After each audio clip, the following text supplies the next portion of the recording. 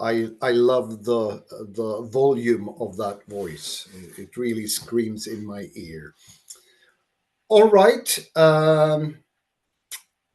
I say we've already gained 7 or 8 minutes by being so efficient starting this meeting, which is great. So we jump into the first session on ice structure. And now I have to be smart. That's difficult. So this first session is we'll have short presentations from Aalto University and then from the Finnish Transport Infrastructure Agency. And after that, we open up to the discussion for everyone. And without further ado, I will turn over the voice to Arto Polojärvi from Aalto University, and I will try to do the shifting of the slides whenever Arto tells me to. So welcome, Arto. Okay, thank you. Can everyone hear me? I'm not sure about my mic. Is it working? Perfect. Apparently is. Yeah. So hi everyone. My name is Arto Polojärvi. I'm from Aalto University, Finland. Professor of ice mechanics there. And thanks first of all for inviting me to this seminar. And I was asked to talk about our Windy project, which is basically or was a Finland funded project that ran so that it ended in the end of last year. But as you will hear, we are continuing on this same agenda on a new project now.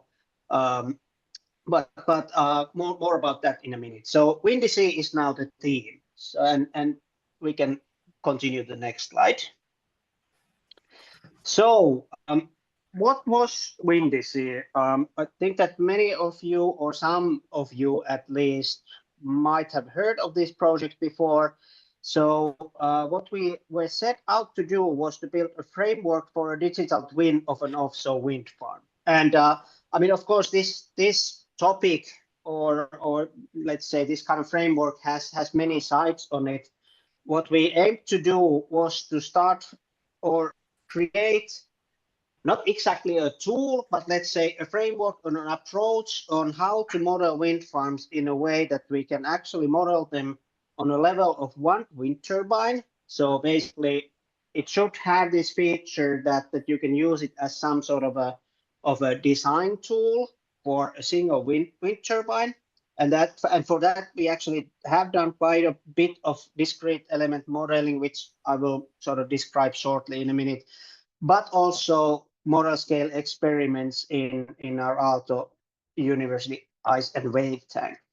But more related to what we are talking about today, what this sort of modeling engine or digital twin should be capable of doing is that it should be a tool for environmental impact assessment. So in a way, it should be something that you can actually model a whole wind farm on a detailed enough level to account for the wind turbines in it, and you should be able to derive results related to ice dynamics close to that wind farm, inside that wind farm, and let's say even a little bit further from that wind farm.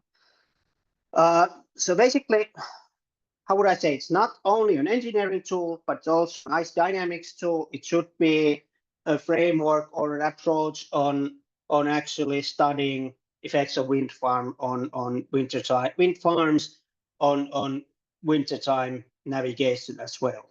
We can continue to the next slide. So few words about the results that we have gotten. I mean, I think that I just wanted to now present here two main results because let's say two of the results that we have gotten so far, just to give you an idea of what kind of things we are doing at the moment related to the developments of the Windy project. So what you see here on the left is a picture of a discrete element simulation where we actually, in this case, modeled, if I remember right, 16 or 25 offshore wind turbines in a regular grid in this case, because this was sort of a, let's say, one of the first steps that we did. And what we did here was to ask a question that if we push an ice field through a wind farm, do we see some effects of these wind turbines, let's say, acting together or interacting? What happens to the ice field and what happens to the ice resistance of that wind farm? And this is a relevant question when it comes to trying to estimate what is the effect of a wind farm on the surrounding ice field. And this is really, let's say, sort of the first question that at least I would ask, and I think many other people would ask as well. So does the ice get stuck there? How do you define the resistance of this wind farm on the ice motion? And what happens to that resistance when the ice keeps on moving? And now what you see on the right, and this takes now a little bit of thinking. So what happens in the beginning of ice motion, let's say in this kind of situation, is that you can pretty much just assume that the resistance to the ice motion by the wind farm is just the sum of the wind turbines, or the resistances of the wind turbines of that wind farm. So it's a simple sum. I guess that's quite understandable in a way. But what happens later on, and what you see here on the picture on the right, is that, in short, let's put it this way, there is a fairly high probability with, let's say, even a moderate number of wind turbines that the ice resistance is going to go down. So in other words, these wind turbines are going to start to interact in some sense. And why this is important is that what we are now doing then is to think how to actually include this type of effects on, let's say, large scale continuum sea ice model.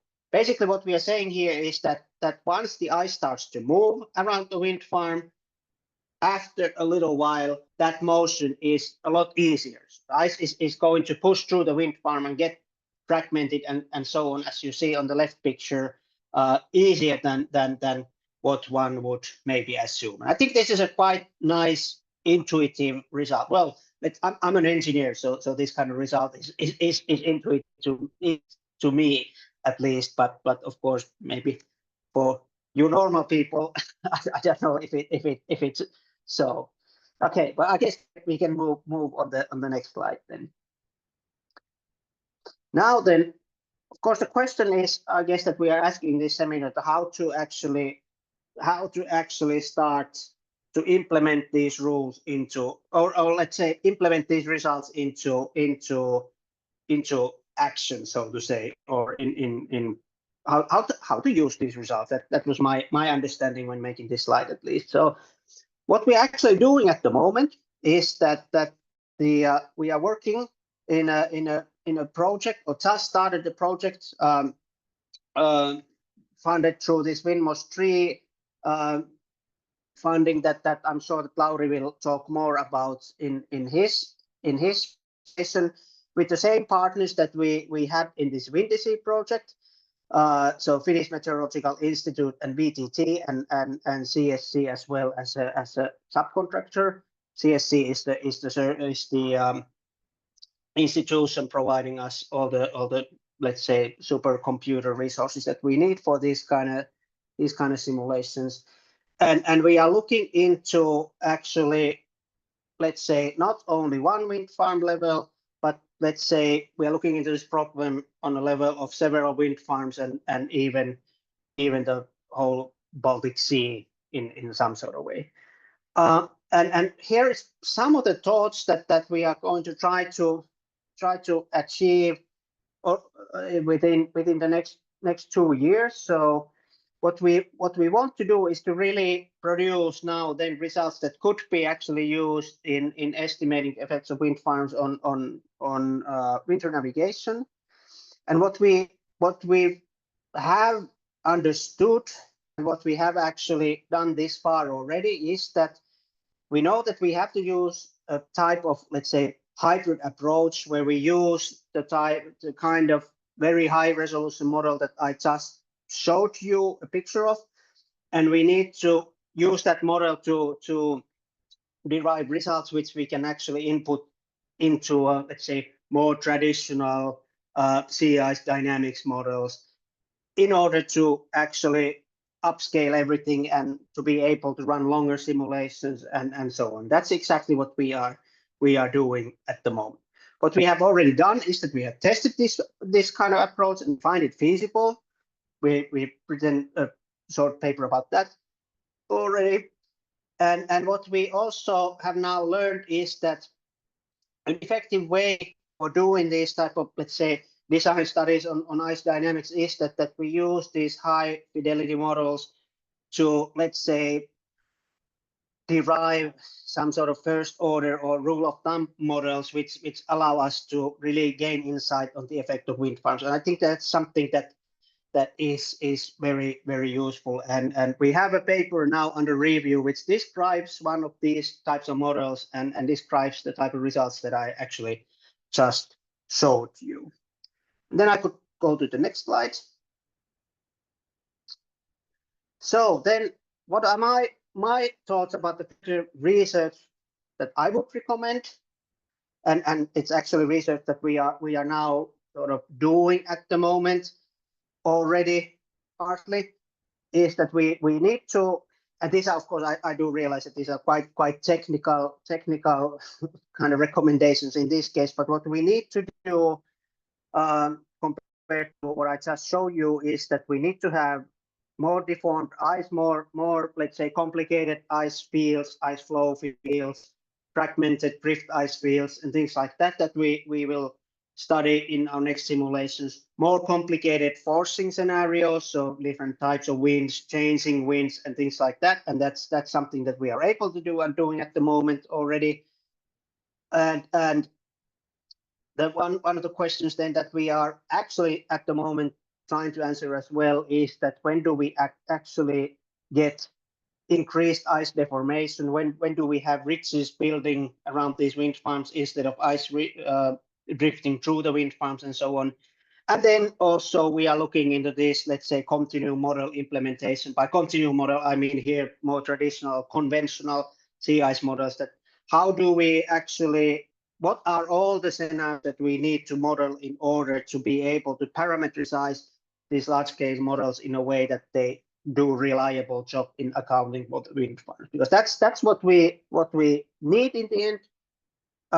We want to have a goal that we are actually going to be able to run, let's say, the whole Northern Baltic Basin over one season and so on. So there's never going to be a way of, well, I should not say never, but let's say that not in near future, a way of doing modeling over the whole Baltic in very, very fine resolution by using the type of models that we are using out often.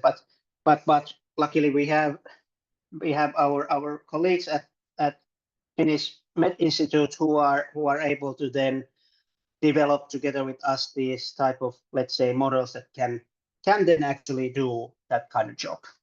And I think that's what I had to present. I guess there was the last slide still, and I hope that this was something that you were looking for. Thank you. Thank you so much, Arto. This was along the line we were thinking.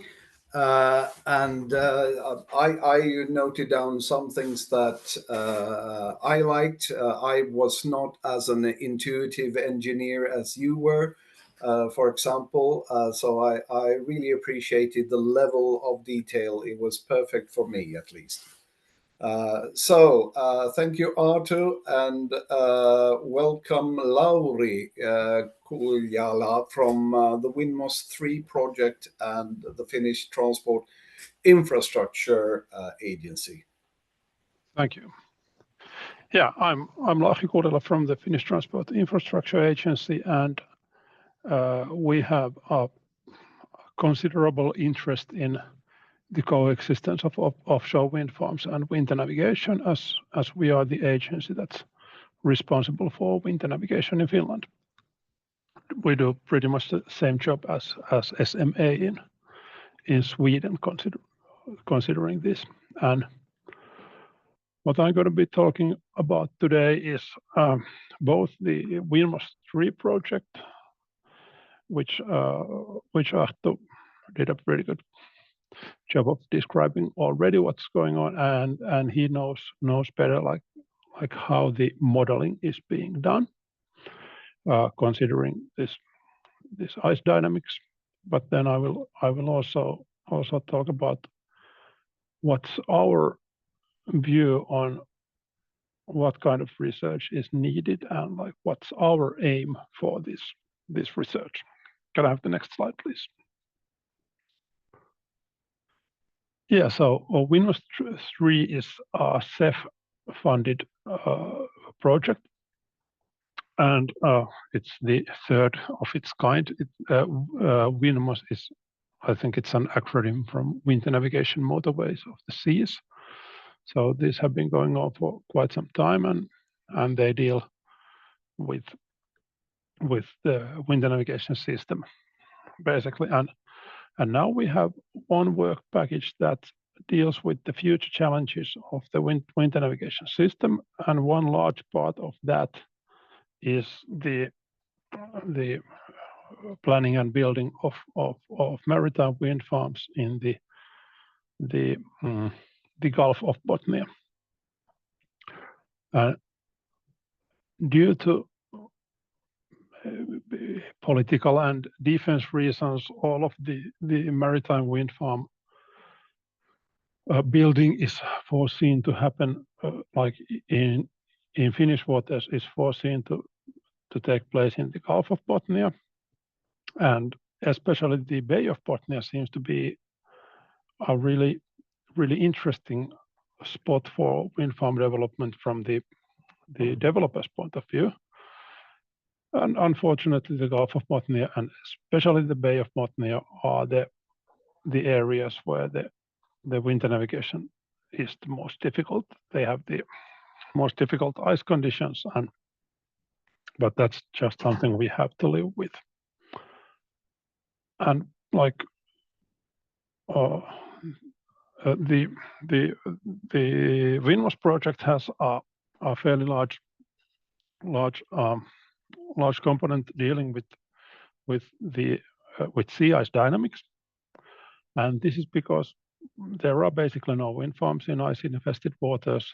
There's definitely no wind farms in ice-infested waters with this sort of traffic volume that we have here, and we don't really have the information that we would like to have to make decisions about where we could accept wind farm development in the Gulf and Bay of Bothnia.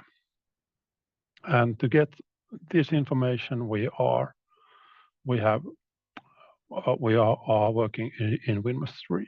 Can I have the next slide, please?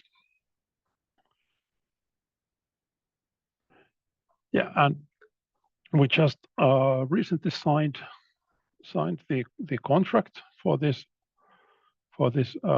part of WindMost 3. I'm not sure if Windrift is the official name for the project, but it has been used, and so we have signed a contract with Aalto University, FMI, and VTT with CSS as a subcontractor. And as Ahto described, like this has numerical modeling into scales, the wind farm scale and the basin scale, and the coupling of the results between these scales is one major issue here. But like this ties into future needs for research also. Like the aim that we have here, the specific aim for this project is to gain a better understanding of how wind farms affect sea ice dynamics, and thus how they affect winter navigation. And from the desk of a civil servant who works with ice breaking, the crucial things seem to be how deformed the ice is and how much compression the ice field has. These seem to be the issues that affect how well merchant vessels can operate in ice, and thus how much icebreaker assistance is needed and what sorts of icebreakers are needed in the future. Because the icebreaking fleets of Finland and Sweden are in the process of being renewed.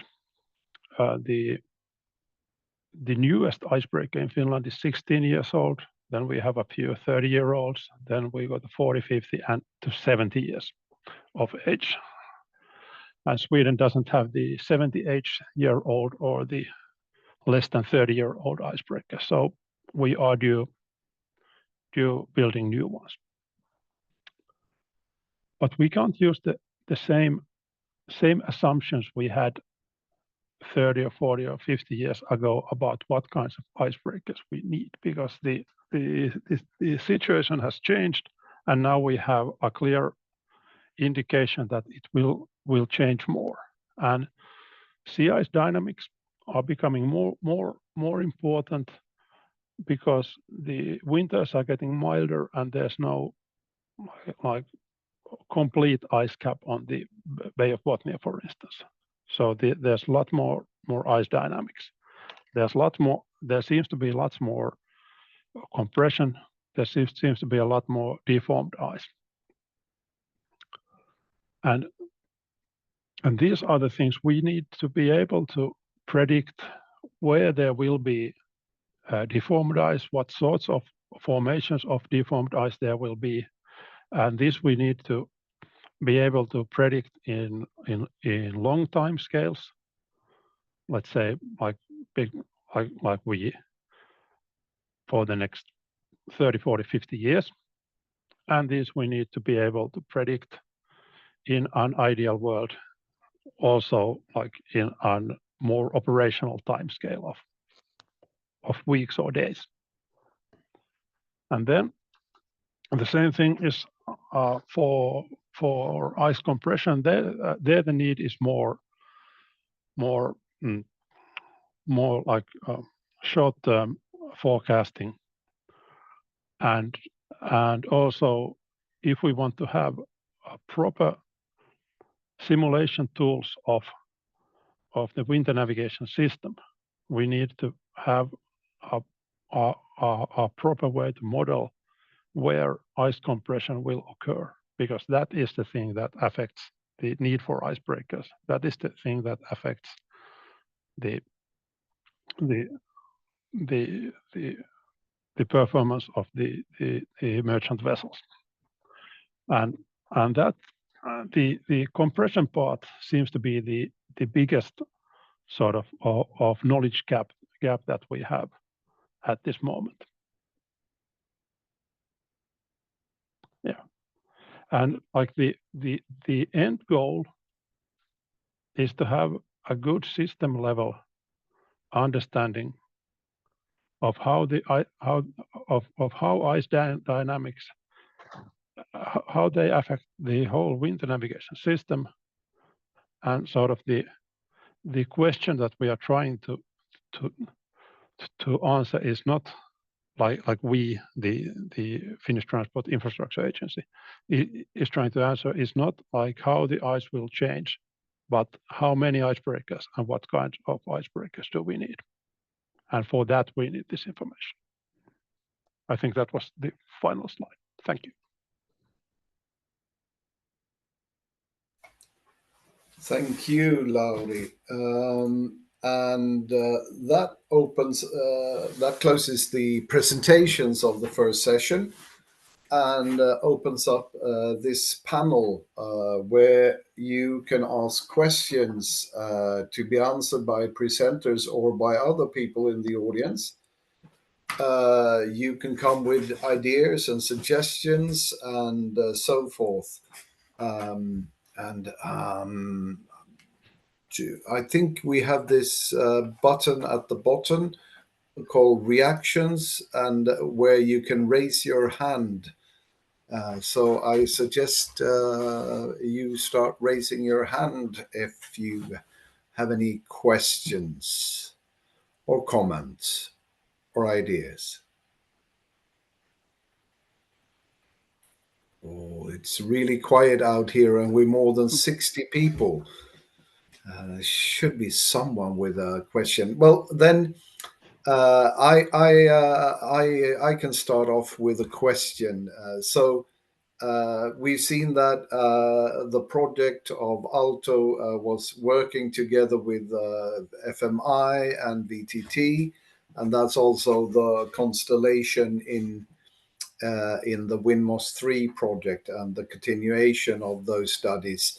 But in an ideal world, what other partners would be involved to form a dream team to make this modeling truly for the Baltic Sea and the Gulf of Bothnia? Are you asking me or are you asking Lauri? You started answering, so please keep going. Well, I mean, I'm biased here, so of course I would say that we have the dream team, but I mean, whatever. I think it is important to sort of, for us at Aalto University and VTT and FMI within this project to really think of our let's say stakeholders in this case, that what we are actually at the moment thinking is to collect or to get a good steering group for our project. And this is something that we have. I mean, when we were applying for this project, we already suggested it, and at the moment we are thinking of who would be the perfect people or the dream team in this sense for it. And I think that we need, I mean, not only us researchers doing what we do and so on, but we need also this operational viewpoint on our simulations in a way, because we really want to be able to generate something that is very useful for basically everybody from operators to regulators and administration and so on. I hope that this somewhat answers to your question. Absolutely. Maybe Lauri wants to continue. Yes, please, Lauri. Yeah, thanks. Well, I'm not going to answer the dream team part as such. I am happy with the consortium we have now, of course, but I would like to see more Swedish involvement in this research also, because Sweden is also a big stakeholder in this Bay of Bothnia, Gulf of Bothnia, the winter navigation, and for further cooperation, I would really like to see Swedish researchers also taking part in this. Thank you. We have a raised hand, and it's Joachim Lindvall. Please turn on your camera, present yourself, and then go ahead. Yes, hello. Can you hear me? Yes. Yes, very good. I don't see if you can see me. Yes, we see you as well. See you also. Oh, very good then. Yes, my name is Joachim Lindvall, and I work with the Swedish Transport Agency. I was just thinking about, since we don't have any of these wind farms today in ice conditions, as you previously said, how will you validate the simulations? Will there be any like live tests, or will there be like a basin test or anything like that to validate the results? Excellent question. I mean, you're absolutely right. There is no, of course, the gold standard in validation would be always a full-scale wind farm, but it's quite understandable that we are not going to build one for validation purposes. So what we are doing at the moment is actually within another project also looking into how to scale certain types of, let's say, very large scale sea ice dynamics problems. And it's too early to say yet if we are able to do, let's say, wind farm level testing reliably in our ice tank, but I have, let's say, hopes for that we can at least do model scale experimentation, very reliable model scale experimentation on parts of these types of problems that what we are seeing. Like what we have seen now in our simulations is that actually, let's say, these kind of, if I describe them as critical attack angles or drift angles of ice in relation to wind farm, they actually appear to be very somehow, the critical angles seem to be very, let's say, on a narrow range, a narrow regime, and this is definitely something that to a certain extent we would be able to run experiments in our ice tank to, let's say, partially validate our modeling results. But this is, I mean, let's say now we're talking about always validating part of the problem. Ice has a little bit of a tendency that if we want to scale this, run model scale experimentations in an ice tank, we need to really know how to scale the problem, and that is the challenge that we sort of live with.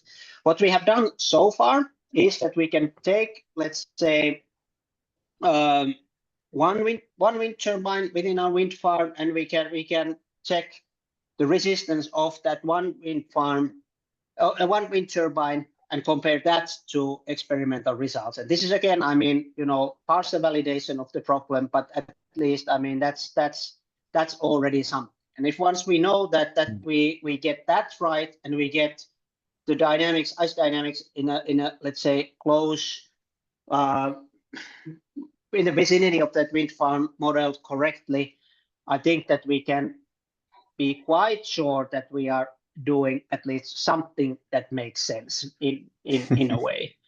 So I mean, I think that's sort of the best that we can do at the moment. But I mean, you're absolutely right in a way that as long as full-scale data does not exist, by the way, good full-scale data, even on one single wind turbine, does not really exist at the moment, then we are sort of, just dealing with a problem where the best we can do is to use, let's say, first principle based models, our best understanding, and our, let's say, expert view on judging that our simulations are doing a good job.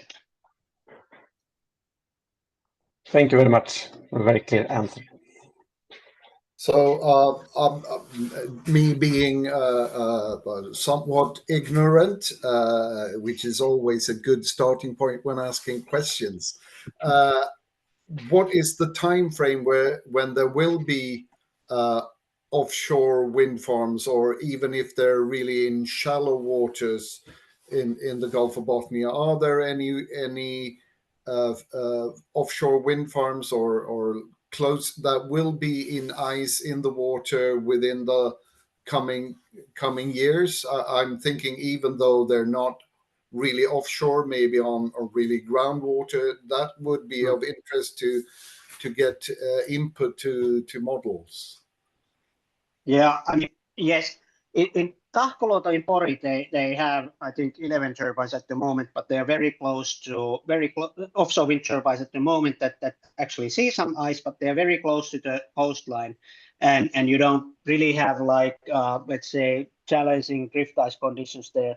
Tahkoluoto is now also extending, and my understanding is that something will be there in couple of years. Maybe Lauri has even better information than me. This is what I've understood so far, and this is an important point, in fact, in a way that it would be for us doing this type of research. It would be extremely important that there would be a way to get ice load data, ice dynamics observations, whatever data could be available from these wind farms. And this is something that I time and time again bring up when talking with people from wind farm industry and so on, and sometimes also when I meet people from the regulation side and so on, that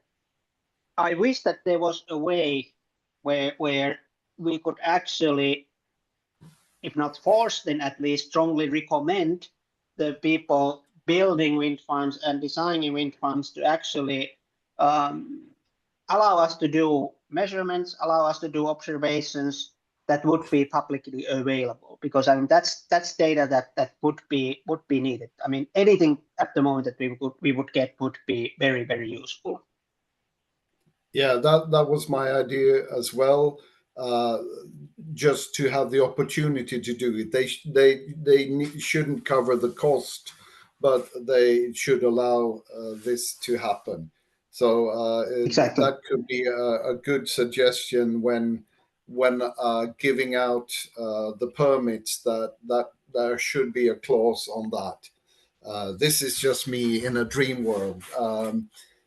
Maybe we have a comment from Niklas Hammarkvist, please. Yes, my name is Niklas Hammarkvist, working at the Swedish Maritime Administration, and I'm quite a lot involved in our thoughts and questions and research about the combination with winter navigation and wind farms. I'm a little interested in the plans forward and the results of this WindMOS 3, and how far you think we will go, and the next step, what that will be after. And because as I understand it, you will have some results, but then you need to use those results and scale it up to another scale. So if I understood right, the question was what are the next steps, basically? Yes, exactly. Yeah. When you have completed the result, you have the results from WindMOS 3, and you have found the ice modeling, and then you have it in a limited scale, but bigger than maybe today.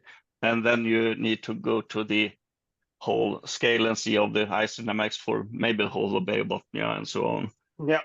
Well, now I guess that I would need to dig out the schedule for the projects to see what we have promised at which point and so on. And I need to ask Lauri also to remind me. But I think that our Windrift project is running until February 27, and at that time we should have. Okay, so you have to look at this in two different levels. So we have the discrete element modeling of one at maximum 2 wind farms. I think at the moment we are looking into, which should give us results that we can then upscale to let's say large scale continuum models and actually do the whole Baltic Sea, and that should be all done by the end of February 27, basically. Then what are the next steps at the moment is that what we have now done is that we have looked into, let's say, steady state or constant velocity ice drift through wind farms to get the basic understanding for the type of material modeling that we need in order to start parameterizing these large scale simulations. I think that we are in a point where we can actually start doing that at the moment, and that then should take care of one wind farm. The next step that we want to look into is that what is the probability of getting deformed ice around the wind farms instead of ice drifting through the wind farm, and that we have now. We are at some level doing that at the moment as well. And the natural next step also, which we have started to do now, is to actually have let's say more realistic wind forcing on the ice fields and so on. And what we can actually see is that forcing will make a difference, and we will have more deformed ice quite fast, in fact, when we have let's say realistic wind fields pushing the ice through the wind farm and so on. Hopefully that describes our next thoughts. Yeah, That's very interesting to hear. Thank you.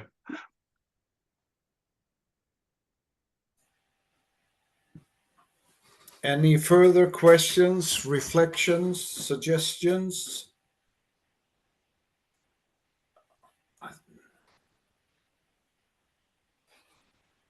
And there was a hand, it disappeared. If you don't manage to raise your hand digitally, please feel free to unmute and ask your question. So can you hear me? Thank you. Yes.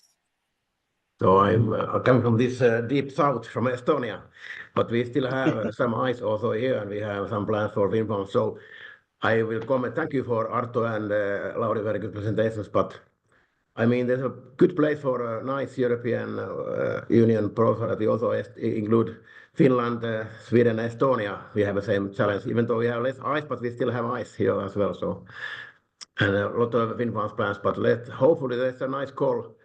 I think Ulf we have been looking for some call, but there seems to be no good call open that we can cooperate in this topic. Because we have some other work also in Estonia about these topics, as you know.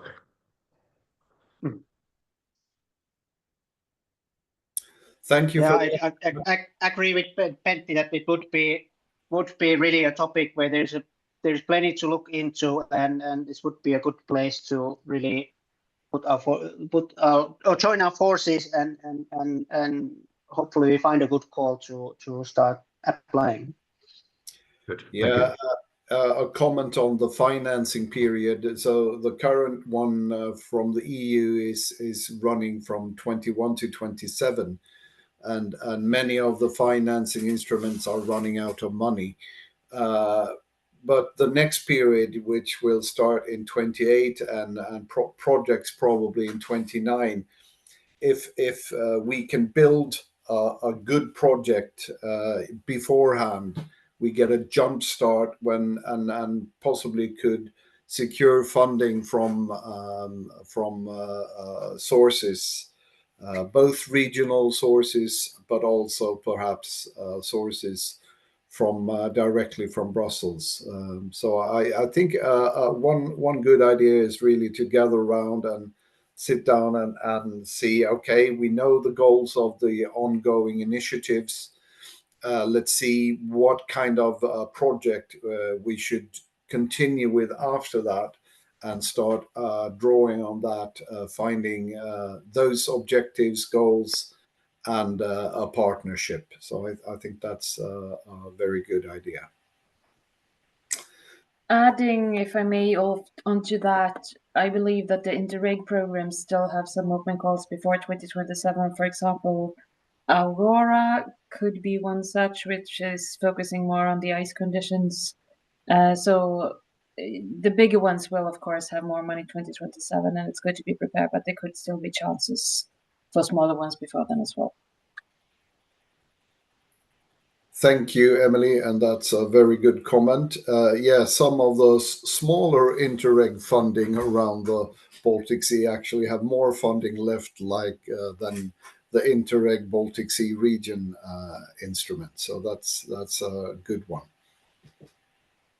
Any other questions? Oh, sorry, I didn't find my digital hand, so I'm That's actually here. Go ahead. Thank you. Erik Petaja with Metsähallitus, so I'm mostly representing wind farm developer. But anyway, a very interesting discussion ongoing. I was going to ask from Arttu if Arttu is aware of the VTT's Ice Wind project, because that project is probably going to bring lots of data that will be useful for you.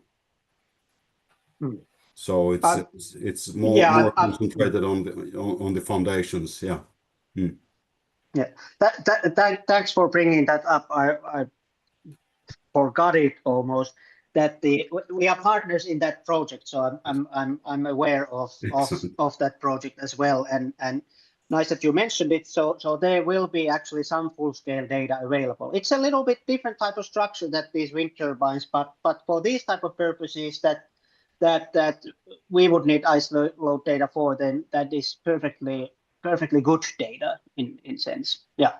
Yeah, and the project is also having measurement devices and on a channel marker right now, which might bring lots of data on interaction and the loads. What else? I was gonna say about the real life wind farms. Honestly, I think Tahkoluoto is the most developed site that should be implemented the first if investment decision is done, but we must bear in mind that they don't have the transport electric overhead line planned yet. So it's not planned, it's not gone through EIA. So it's definitely not going to take place until 2032, 3-ish. Nothing before that for sure. So yeah, have to get new ideas. That's not going to help you. Thank you. Thank you, and for that input. And this is exactly what we're looking for, people with insights in parallel things that can be used for us. So thank you for bringing that up. And also in the chat, thank you for pointing out towards a possible financing instrument that we can look into and see if that could be of use, if offshore wind farm and winter navigation would fit into that call. Any other questions?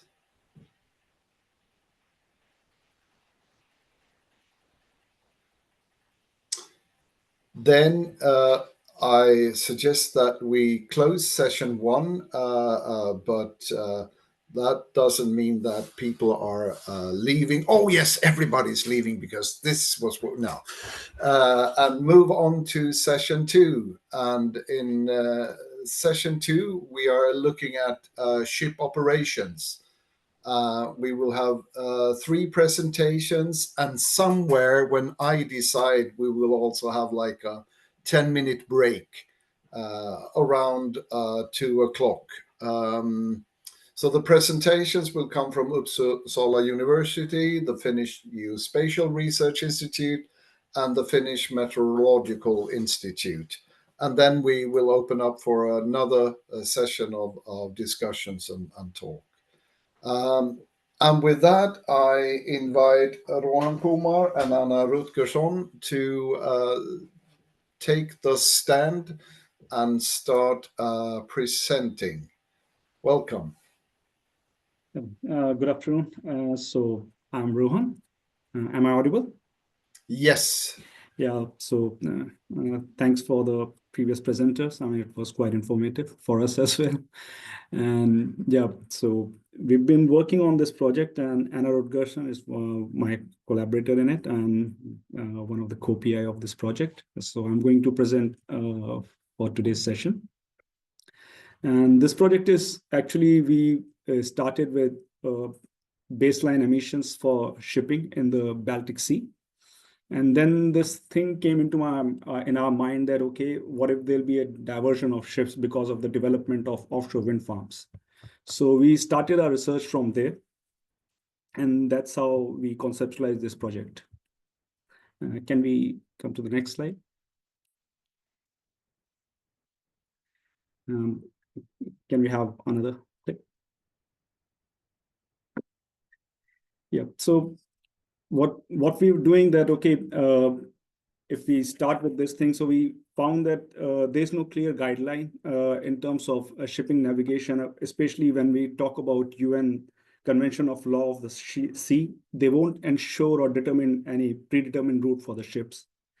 And then we saw that, okay, as this space is actually being competed by a lot of players, so the space will also going to be shrink. So there are few standards that has been suggested, one from the Permanent International Association for Navigation Congress, which suggests that, okay, in order to have a safer shipping route and avoid any collision from wind farms, we can have a 6 times the distance from the ship length plus the 500 meters. Then we have development in area of marine spatial planning. So in European marine spatial planning, they've been suggesting that we should have a safer distance of somewhere around 4 kilometers from the offshore wind farms. So in that case, we've realized that there are certain wind farms that may actually kind of overlapping that zone. So one needs to divert the route. And if we are going to divert the route, then it's actually going to cause more emissions. And if we see in 2023, IMO revised GHG strategies, and they set new targets that net zero should be achieved by 2050. And by 2030, they've been aiming for 50% reduction in shipping emissions. So that actually make things much more complicated. So the thing is how we can actually do that thing. So in order to do that, first we need to know, how much extra emissions would be there if we actually follow certain standards that has been suggested. So we kind of going to stick with the European marine spatial planning parameter of 4 kilometers for that purpose. So what we are going to do, we going to take the baseline emission first, business as usual, without changing any routes. What will be the emissions from the ships entering into the Baltic region, and then obviously this will actually pave the way for the comparison, and then we'll try to come up with new shipping routes based on the buffers that we apply around the ship, around the offshore wind farms. And those diversions will give us the extra amount of emissions. And then we'll see how much we've been able to cut off from the offshore wind energy production and how much extra we are actually producing by diverting the route of ships. So whether this trade-off is kind of acceptable, or is that we are kind of ending up emitting more emissions just by diverting the ships that we are trying to incur through offshore wind farms. And then we'll see, okay, this kind of diversion, how this can actually going to cost the shipping industry economically. And then the fourth part is like, we have certain targets right now, but if there'll be a diversion, then it definitely going to increase the emissions, and that may actually push the goal, or we need to incur more emissions by 2050. So that is the entire concept behind this project. Can we come to the next slide? Yeah, so what we have done, we've done the baseline emission modeling for the Baltic Sea using the IMO ships data. And this is kind of, we did this high resolution modeling because our idea is to eventually introduce this modeling into our climate models, where we can actually use it as a grid information for the climate model for the longer scenarios. So we did this thing for carbon dioxide for the baseline emissions, and we found that, can we have next slide? So for the baseline, we found that there'll be like some 10,000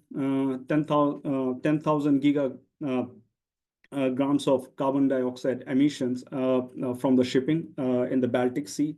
So we included somewhere around 8,800 ships that we have actually got from S&P Global data set. And then we used the AIS data, which we got from Helcom. And that has been integrated. So one is for navigation, one is for specification of the ship. And then we integrated and used the emission factors for different fuel types. And then we come up with this emissions on carbon dioxide. We've also tried to develop some scenarios where we actually played with different fuel types. One is LNG. Then we also kind of considering ammonia and hydrogen for later years. But yeah, for this figure, we are showing the baseline emission of 10,000 gigagrams of which will actually become the comparative analysis later in the ship diversion model. Can we have the next slide, please? One of the things that we found that, okay, we are working on carbon emissions with heavy fuels, but then there's the introduction of LNG ships. And when we've actually run the LNG dominated scenario, we found that there's a good amount of emissions, somewhere around 70 gigagrams of CO2 equivalent emissions could be realized by the end of 2050. So we also need to cater this thing that the LNG emission should also be checked. And in some of the studies, we found that the emission factor is comparatively high, although we've kept the emission factor lower in this case. But still, I mean, this is one of the concerns that we have found while running the simulations. We have the next slide, please. So this is one of the zoom-in zone of Baltic Sea in the southern.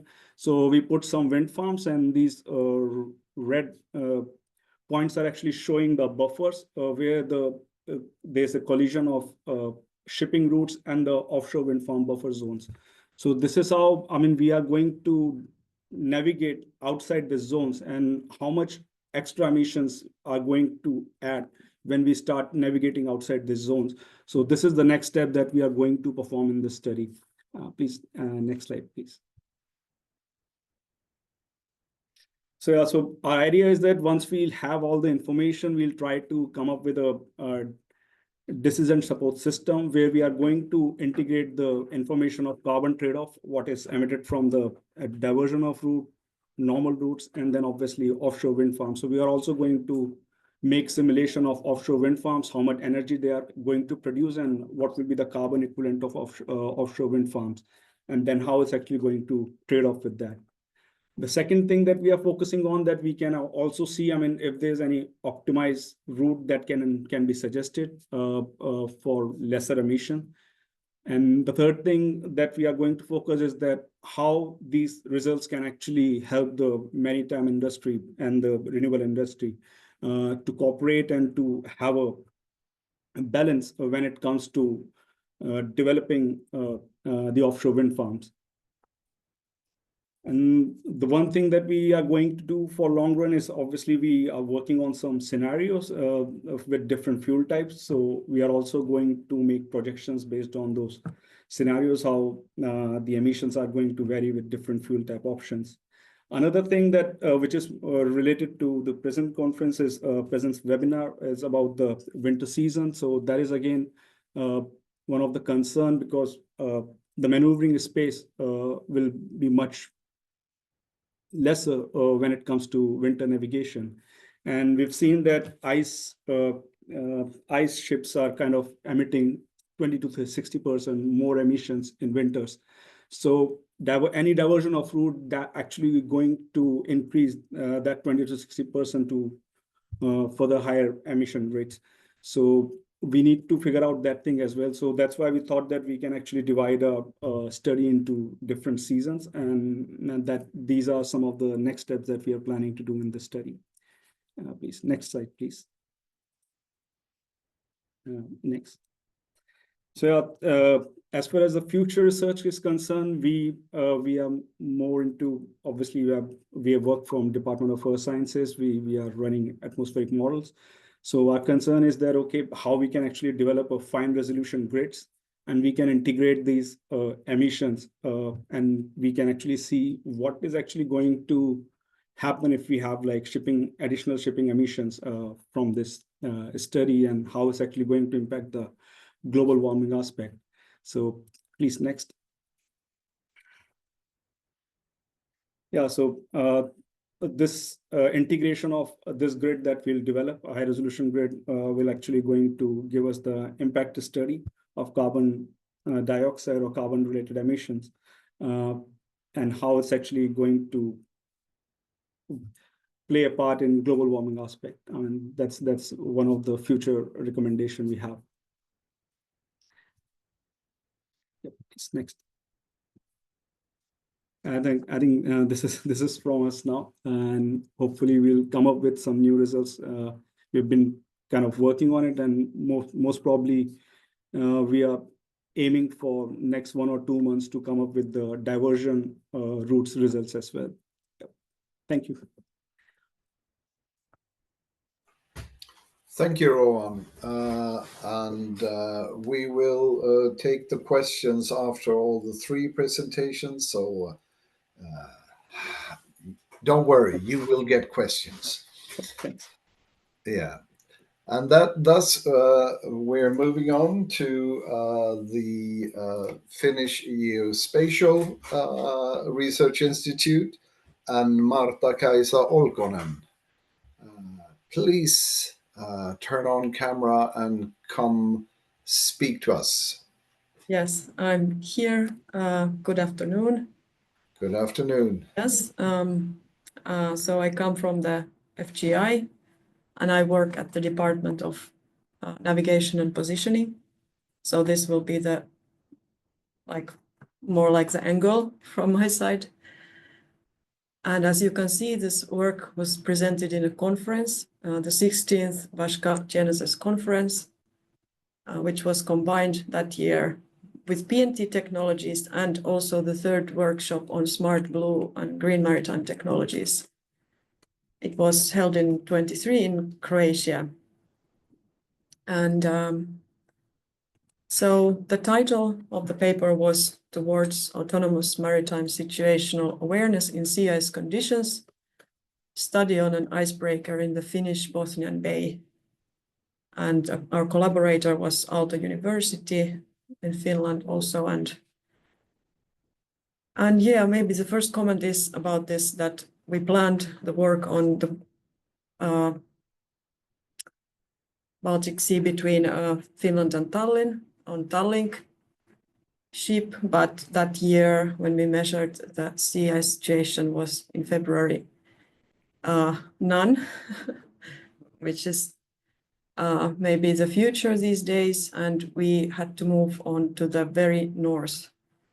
In the city of Kemi, we found an icebreaker where we could conduct our studies. Yeah, maybe to the next slide, please.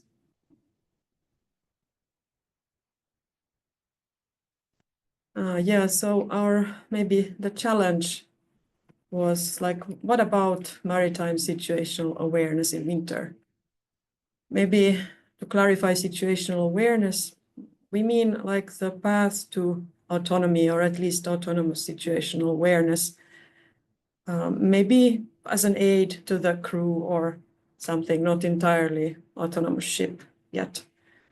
And we have had previously in FGI quite a few studies in summertime where we have conducted studies about this and reached quite nice results, but we found very few studies in winter time. And when we looked closely, the IMO gives only one horizontal alert limit and accuracy in the table on the top. For example, on the ocean and coastal waters, its accuracy is 10 meters and hull is 25. So if you imagine an ice track, and it's quite a different situation than in the summer. So even today, the most reliable way to classify ice types is by human lookouts while passing through leads. So we got this ENHANCE project funded by the European Space Agency. And the purpose was to bridge these gaps towards an increased situational awareness and autonomy. So the schematic picture shows our idea. So from the source harbor to destination harbor, we would have vessel location and wintertime situational awareness using onboard sensor assembly plus AI algorithms. So artificial intelligence is our main technology. So next slide, please. When we jump quite abruptly to the main result of the AI image processing, so we can see that our sensors were a visual light camera and infrared camera, and also some GNSS receivers for like backup positioning. And you can see some example images taken from the ice lead that the icebreaker was breaking. And so then when we use the method of semantic segmentation for sea ice classification, it's a deep learning method giving labels to each pixel. So it requires human-made labels. So you can see in the label column. So we had actually only 2 cases. So these were ice and ice track.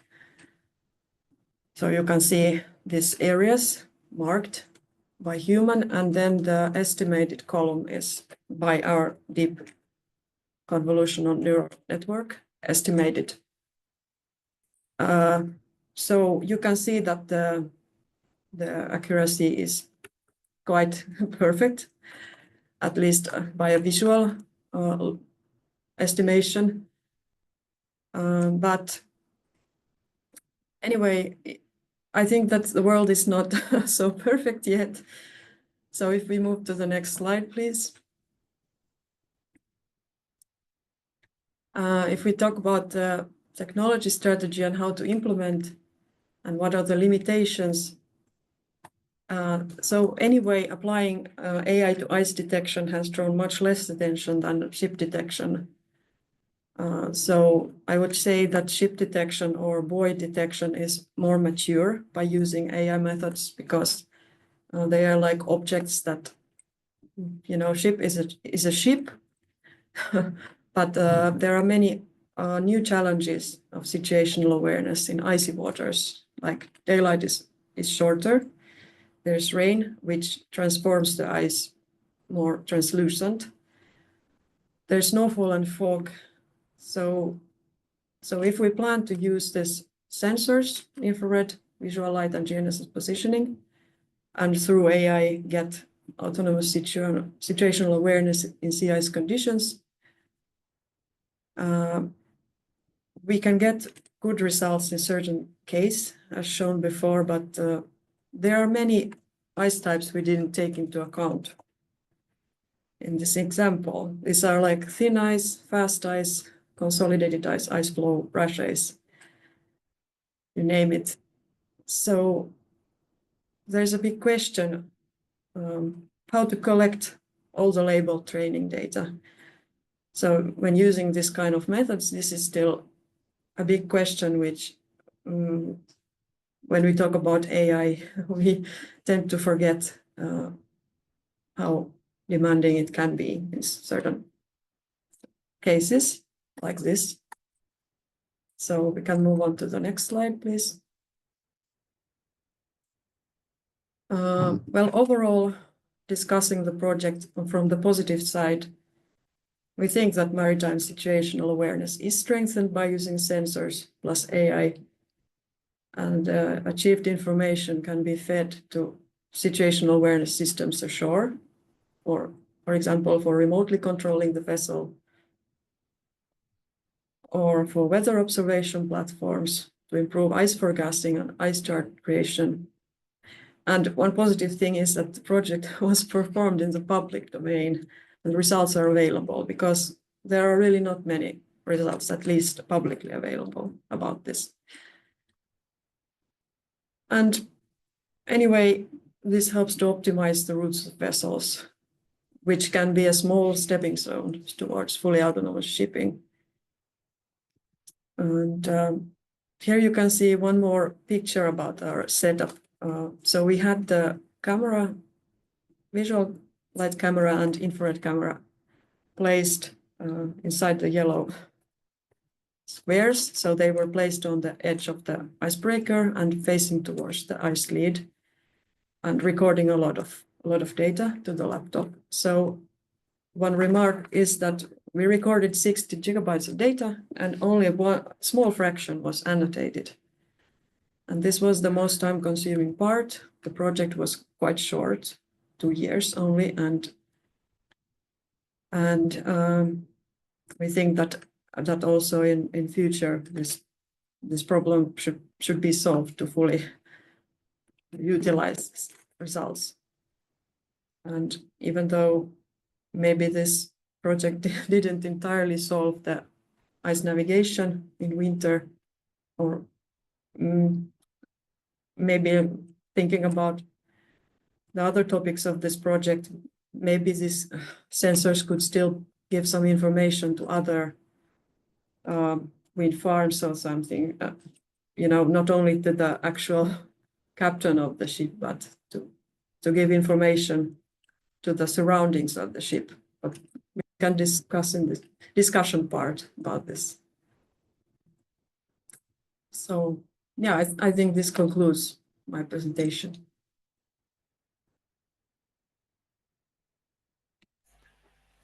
Thank you. Yes, it certainly did conclude the presentation. And we will get back to questions to you as well.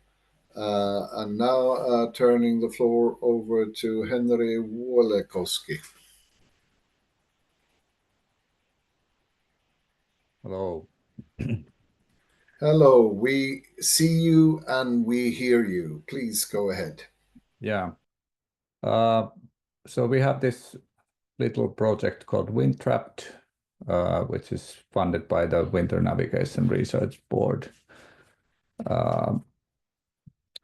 Most of the actual work was or has been done by Mikko, but I'll present this anyways. Yeah. Next slide, please. Yeah. So this is kind of a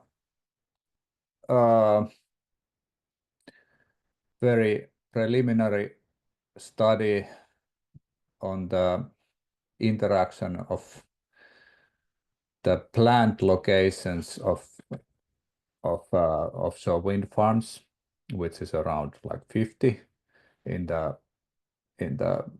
northern Baltic Sea and maritime traffic. And the assumption, of course, is that the wind farms limit marine traffic in their area, not only because the ships can't go there like through the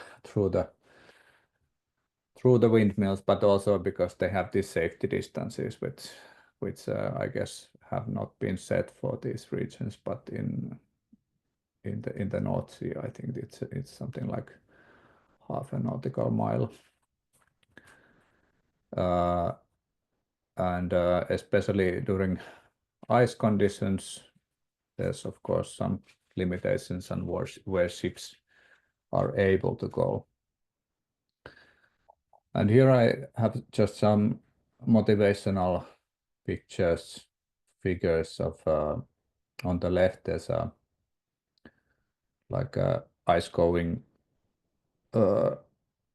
ice classified vessels, their average speed in ice, and you can see that pretty much all of the especially this very northern Bay of Bothnia is covered at least to some extent, and also on the right hand side the icebreaker specific figure shows that pretty much the whole Bay of Bothnia is covered. And the interesting thing here is that those the ice is moving laterally in the Bay of Bothnia, and it forms these coastal leads on the shores or near the shores, which are heavily utilized by marine traffic. And the big question, of course, is whether these could be affected by the wind farms. Yeah. Next slide.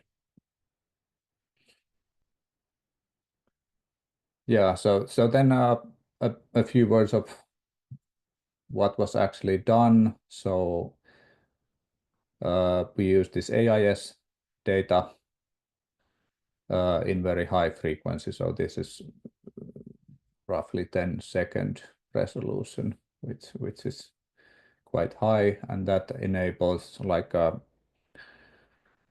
more detailed analysis of how the vessels actually move and what kind of resistance they face in ice conditions. And yeah, and then this figure here shows the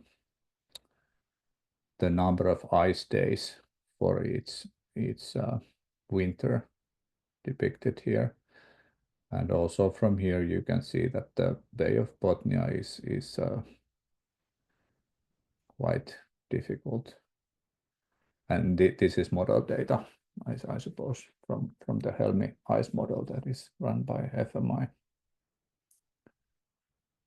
Yeah, next slide.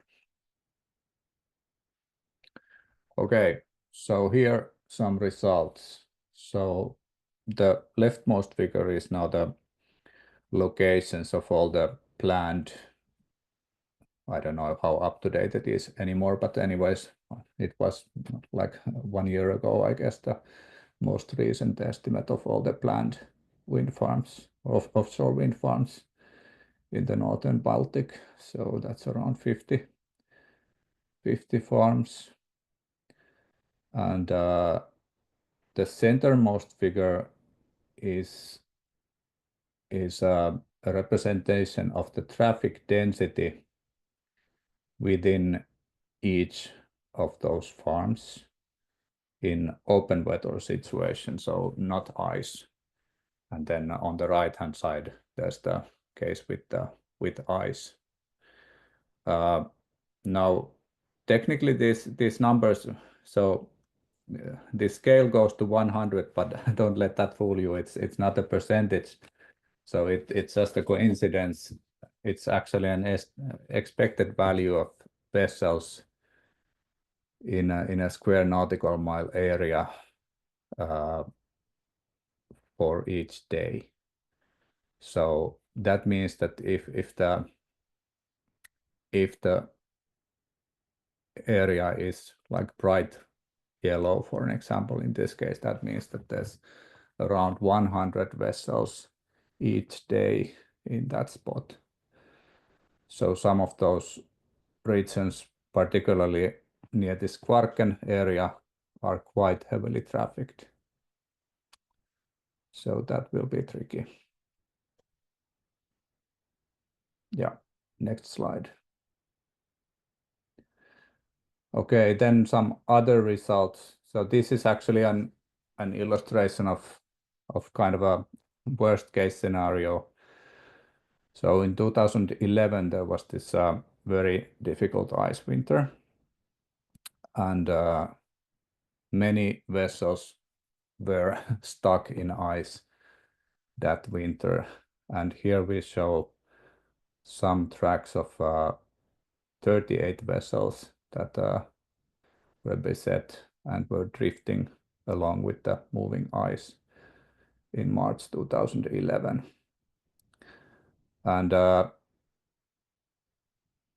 okay, I'm not sure if this was the same case, but in principle you can make a hand wavy calculation here that if you have drifting of 100 hours and the ice moves at half a knot, then the vessel moves 50 nautical miles stuck in the ice. So that can be dangerous. Not only for the vessels, but imagine that if you have an offshore wind farm there, then that can be difficult. Yeah, next slide.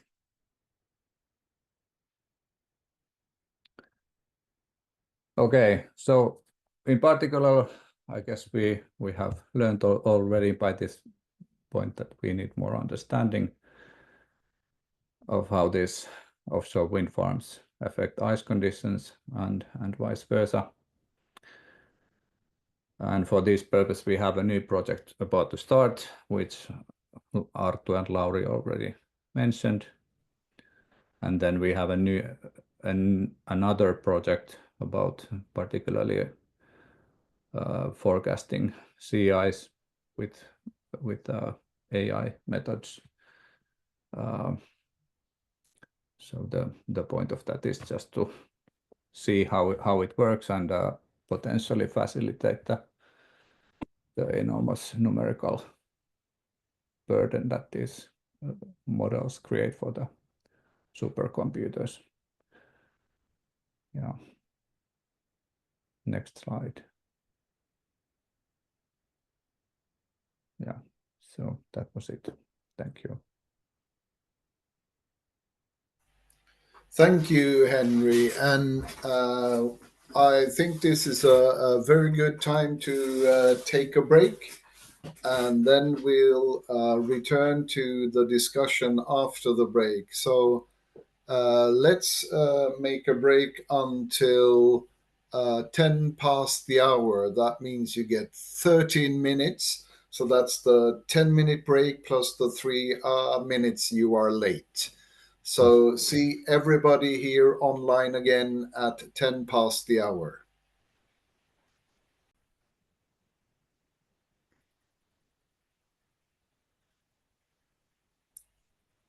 Are you back, Rohan? Yeah, I'm back. Yeah, so please, can you repeat your question? Sorry. Yeah, the elevator pitch of your project. What is it about? Yeah. So basically, we are exploring the trade-off between the shipping and the offshore wind farms. If there'll be a development of offshore wind farms, that might actually initiate diversion of ships.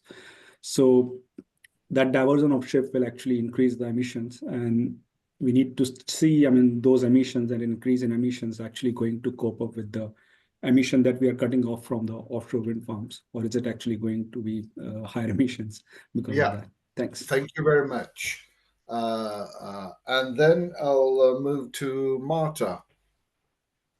Yes, our aim was to improve situational awareness of maritime navigation in sea ice conditions using sensors, artificial intelligence, and that's it in short. Yeah.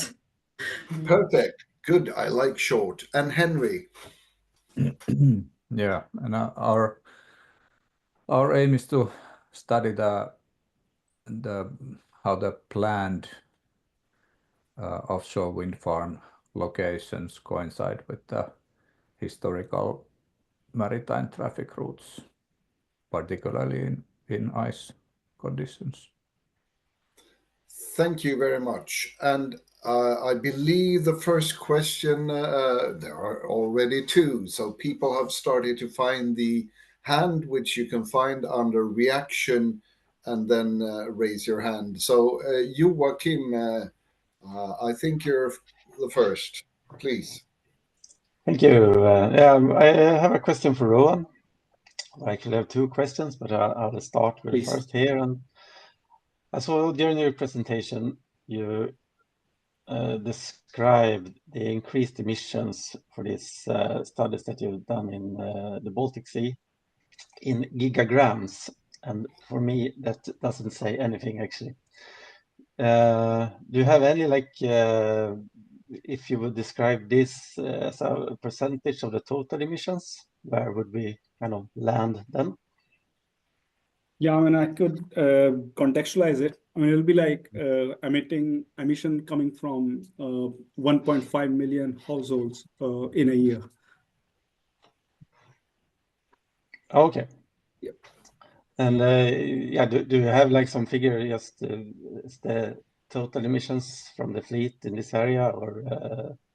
Yeah, so basically we've checked these emissions that we've calculated. So there's Copernicus as well, which is based on the study done by some of the scientists here. I forgot the name of that stream. They've used the stream model, and that data is also there. But we've compared it with the EEA, European Energy Agency, and our data is still kind of giving some 15% lesser, but their data is also kind of giving more than that. So there's still a gap because there are certain things that we haven't actually included, like the fishing ships, and then obviously the boiler emissions as well. So those things are kind of missing. So there's a gap of some 15-20% from that. Okay. And my second question is, it's both to you and also for the whole group actually. But are you, or does anyone know if anyone is looking at some similar studies for ice conditions? I guess it would be far more complex, maybe including also the utilization of icebreakers and the changed ice conditions, what it would mean to emissions. And is anyone aware if any some studies like that is going on in the present? I've actually came across this. This is by TrafficCom only. So the figure that I know is that there'll be like 5% additional emission if we use the ice class ships in open water. But in the ice condition, that emission will actually increase from 20 to 60% by ice class ships. So from normal ships, there'll be higher emissions from these ships. So one need to consider that as well. So that is one of the things that I've been planning to include in my study. Thank you very much. Thank you, Joachim. And Maria, you have a question as well. Yeah, I can start by answering Joachim as well. You will hear a presentation on the study that we are involved in later on, and we will also include the increased emissions for the longer routes due to offshore wind farms in the Gulf of Bothnia. But I also have a question for Rohan. You mentioned a figure of 8,800 ships. What did that relate to, that figure? Basically, these are international IMO ships entering into Baltic Sea. And we got this data from S&P. We actually bought this data from S&P Global. It is IMS kit, that what they call. And these are the international ships entering into the Baltic. So I'm just a bit curious because there are about 40,000 ships or ship passages per year passing into the Baltic, yes. and So it's not. I mean, I'm just a bit confused because it's not the individual ships. It must be the total aggregated number of the ship's passages. Yes, that matters. Yeah, so it's a right question, I would say. So that's why we have AIS data, first of all. That AIS data giving us all the ships entering into Baltic, which will be like huge numbers. And then we have this S&P Global data, which only provide us the specification of the ships. What is the IMO number? What is MMSI number? We try to match for every record that has been there in the AIS data for each ship. And then we track all those ships. So basically, there are 8,800 ships. They've been entering multiple times into the region for the entire year. So each time we'll take that identity, which is also available in AIS data, and then it actually take all the routes of the ships that has been provided in the AIS data. So it is basically 8,800 ships are actually entering into the region multiple times. And that has been taken care by considering the AIS data and tagging of those MMSI number or IMO numbers from both the data sets. Yeah, okay, thank you.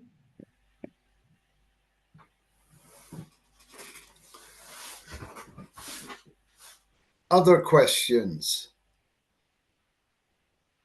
And as always, if you don't raise your hand, you're allowed to turn on your mic and ask a question. Oh, we got a hand from Niklas, please. Yes, I'm a little interested in this with the autonomy and the AI data, which Marta was talking about. One question is when you're using sensors like cameras and GPSs, have you been thinking about putting sensors under the water on the ships as well? Because when you are in the ice-covered waters, it's only a small fraction of the ridges and the ice field which you can see. Most of the ice are under the water. So it was just a question about if you have been thinking in sensors below the surface as well. Yeah, okay, thank you. It's a very good question. Yeah, I understand the point that detecting the surface can be unreliable and not telling you the entire truth about the thickness of the ice, so to say. We didn't so far consider underwater sensors, but I think it would be a good improvement, definitely, to our project.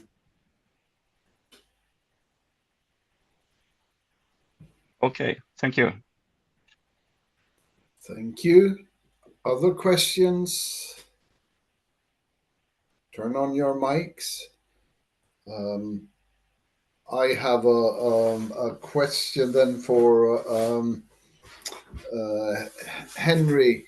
You described the calculations of ships stuck in ice, and I believe that is really, really important when you start looking at the sizing of the ice-breaking fleet, because of, if we heard that some distances were 4 kilometers, some we've heard other distances, and then you showed us 50 nautical mile, even though it was a quite extreme case.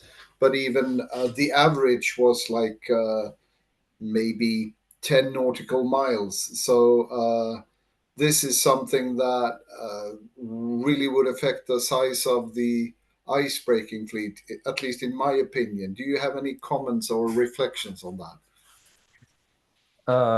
Well, I also think that yes, it's of course something that needs to be taken into account when they plan these ice-breaking operations and fleets. But I don't have more to say about that, so don't have So ice yeah, in the case that you showed on the map, it seemed like the drifting was done out at sea, so there were no risk of grounding. They were just drifting.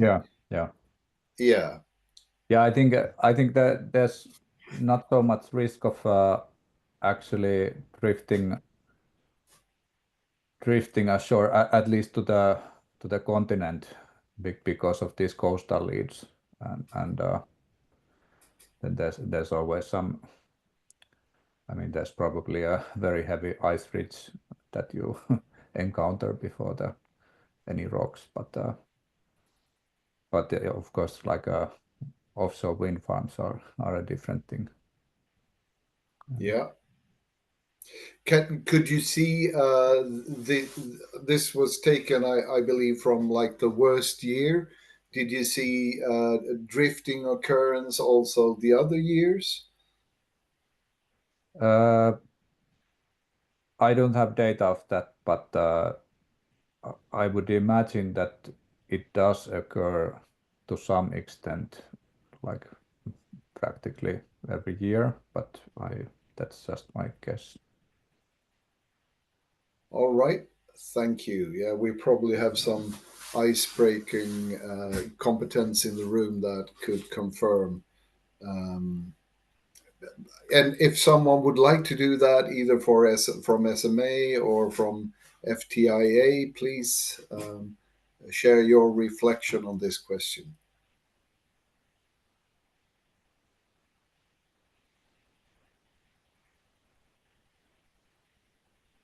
Are people getting shy? Yeah.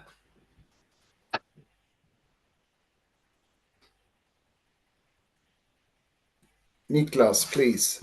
Yes, I can fill in here then that I would say the most common is that the ice is in some kind of movement, in some kind of direction, almost always, depending on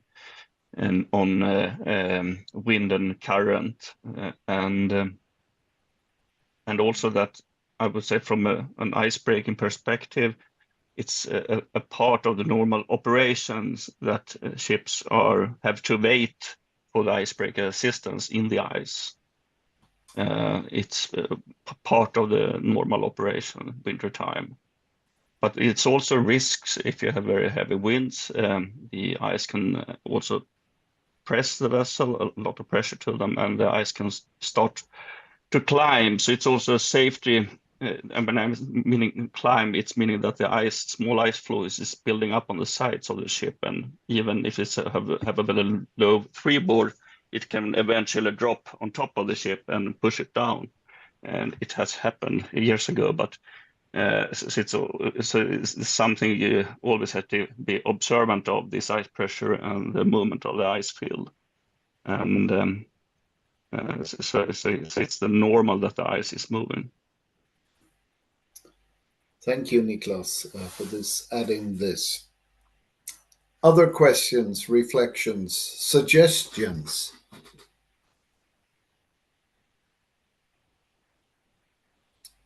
I have a question for Rohan.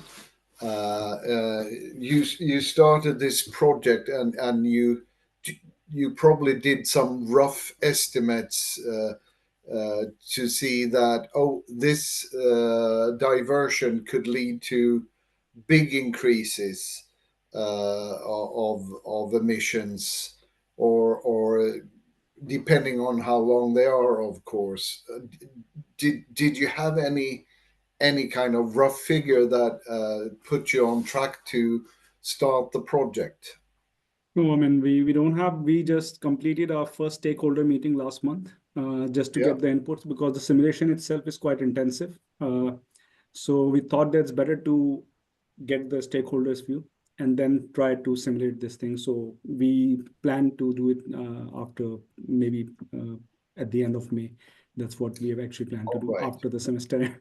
Yes, so we're looking forward to the early, even if they're preliminary results, and that goes for all projects. Please share results and preliminary results with us. We are very much interested in all of them. Thanks. Any other questions, reflections?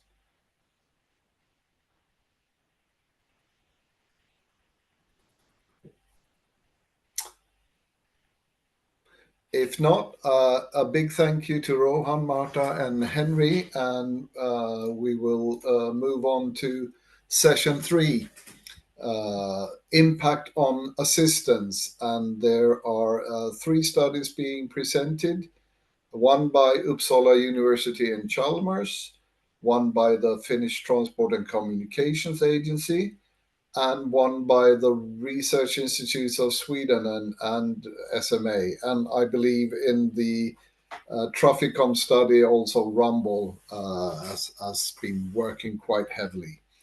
But we'll kick it off with Uppsala and Chalmers, and representing those are Vasiola and Chaka and Chao Lang. Please. Hey, so hello, I'm Vasiola. Today, unfortunately, it's only me that will give this presentation. Chao couldn't make it. Yes, I want to acknowledge him, of course, for his contribution and his help within this presentation. So this is actually a pre-study that we started in January, and it will continue until December this year. And it's a joint effort between Chalmers and Uppsala University. I am a researcher in Uppsala University, and it's funded by Lighthouse. Can you continue? So I'll continue the presentation. So the project is a pre-study entitled Potential Impacts of Wind Farms on Shipping in the Bay of Bothnia. And we had several aims when we initially proposed this project. We wished within this project to assess where and how planned offshore wind farms may interfere with winter shipping routes in the Bay of Bothnia. We actually so far have been reviewing existing literature, and we are planning to conduct interviews with shipmasters. We believe that we will get a very valuable feedback on their perspective on how this coexistence of shipping and navigation actually can be efficient. They have a lot of experience in navigating in ice, and some experience, of course, from the current offshore structures, which are few, but we had the feeling that shipmasters have quite a great input, or can bring a great input in this project. And then we are going to present a statistical analysis considering AIS data for several years and several winter severities. And also we are planning to conduct forecast modeling using meta-ocean and ice data, and this type of modeling are actually that have been constructed in Chalmers, and it's AI models. And as a final stage, we wish to initiate a dialogue with Finnish maritime authorities to seek solutions if the planned areas of wind farms interfere with today's routes of Swedish-Finnish icebreaking strategies. Thank you. Can you continue with the next slide?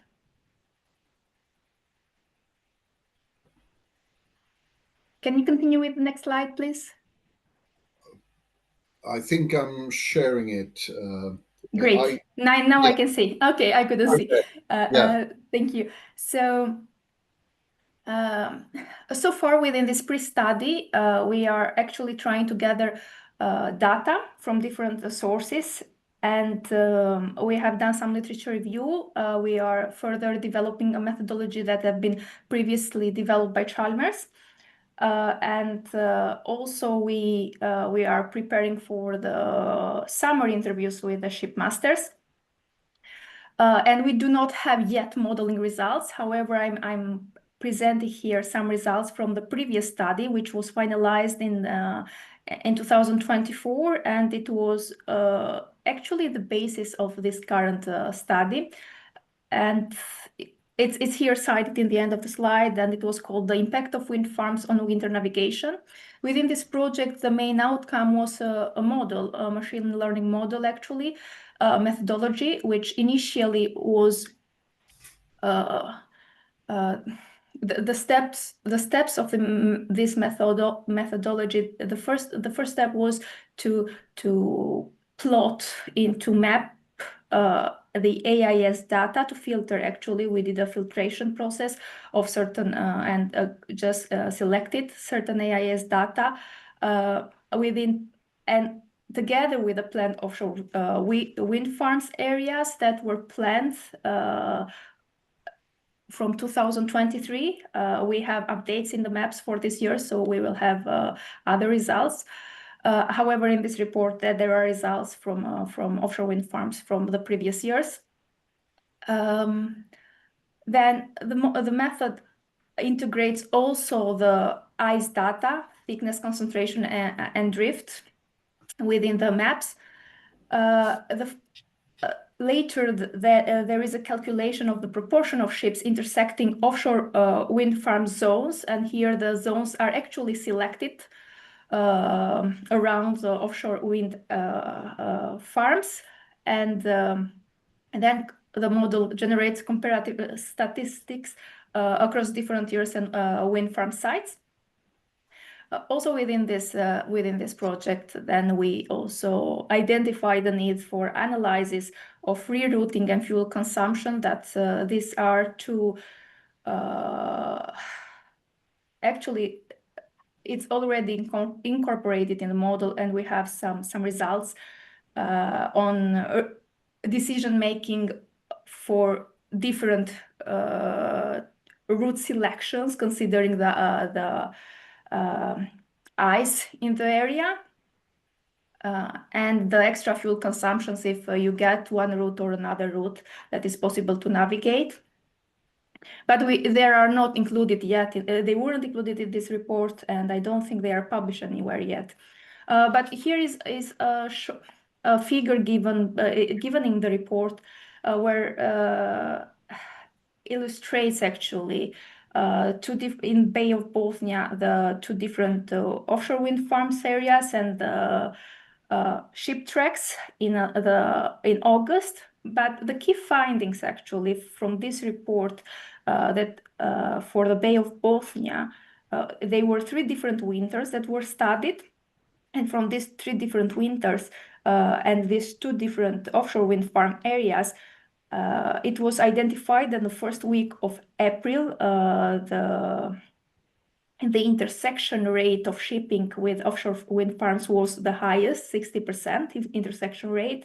And in the second area, in the B113, then the higher intersection rate was in the first week of May.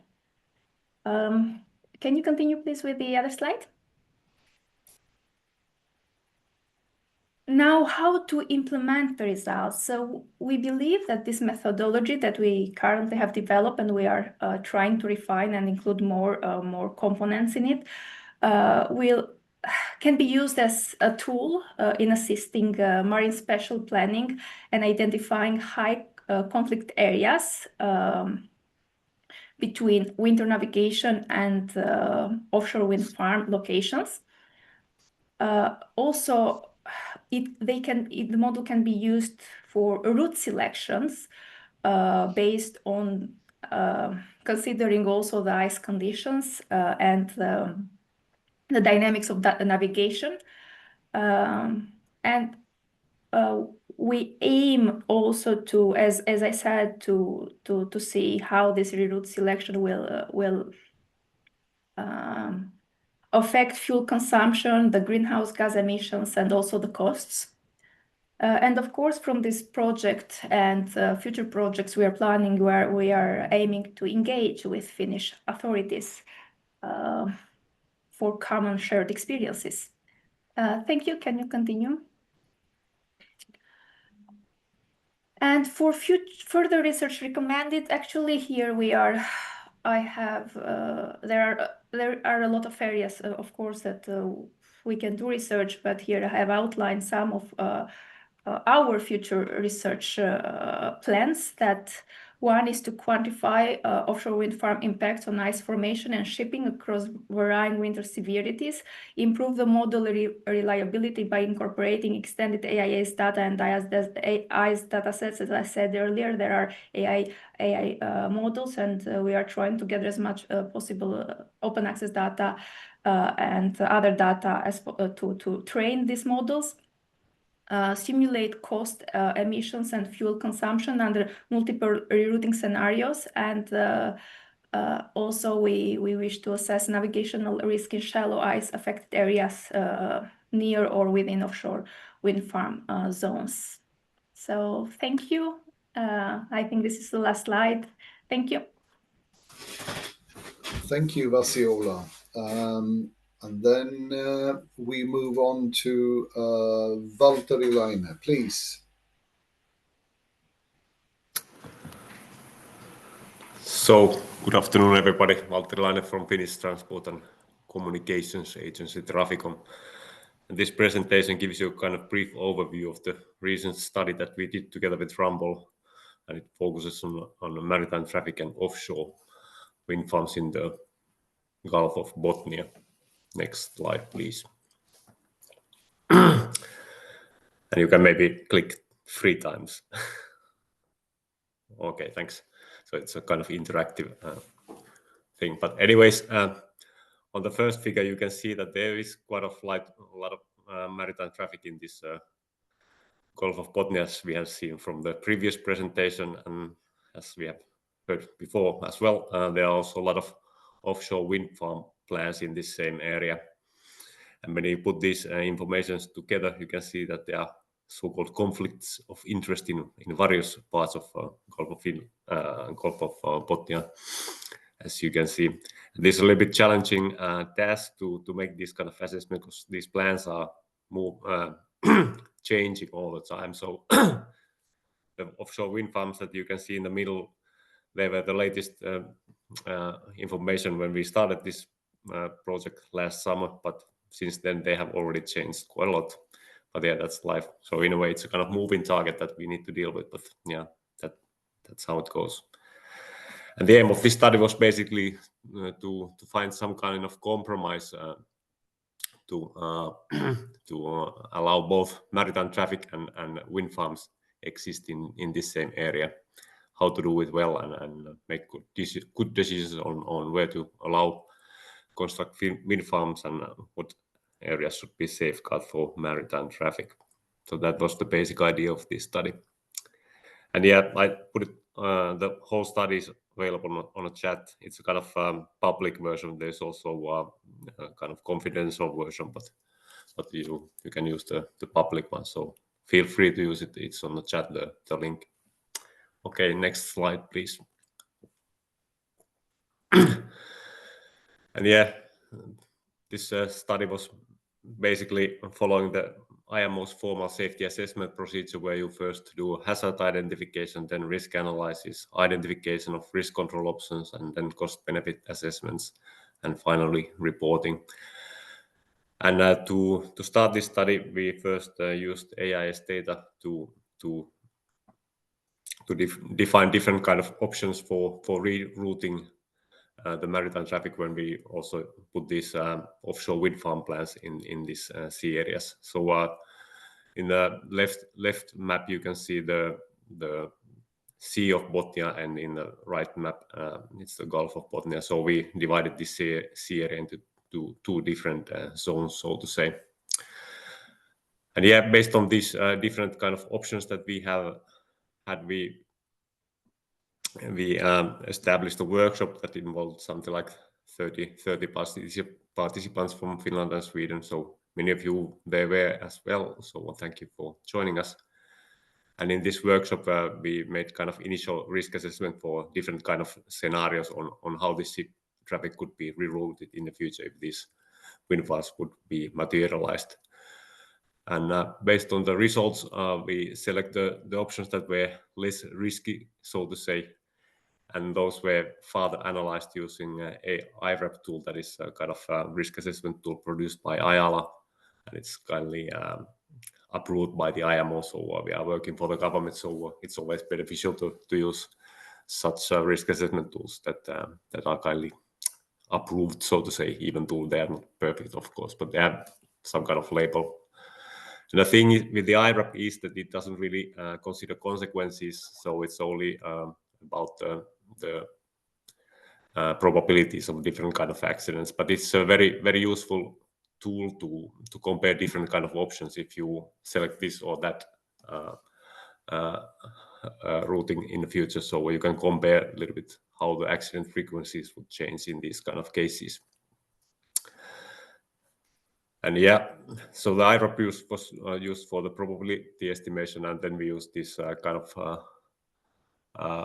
general accident statistics to assess the consequences in terms of monetary losses, environmental damages, and loss of human lives and these kind of things. So you can have these kind of rough frequencies, like out of 1,000 collisions, one would lead to actual oil spills, or those kind of things.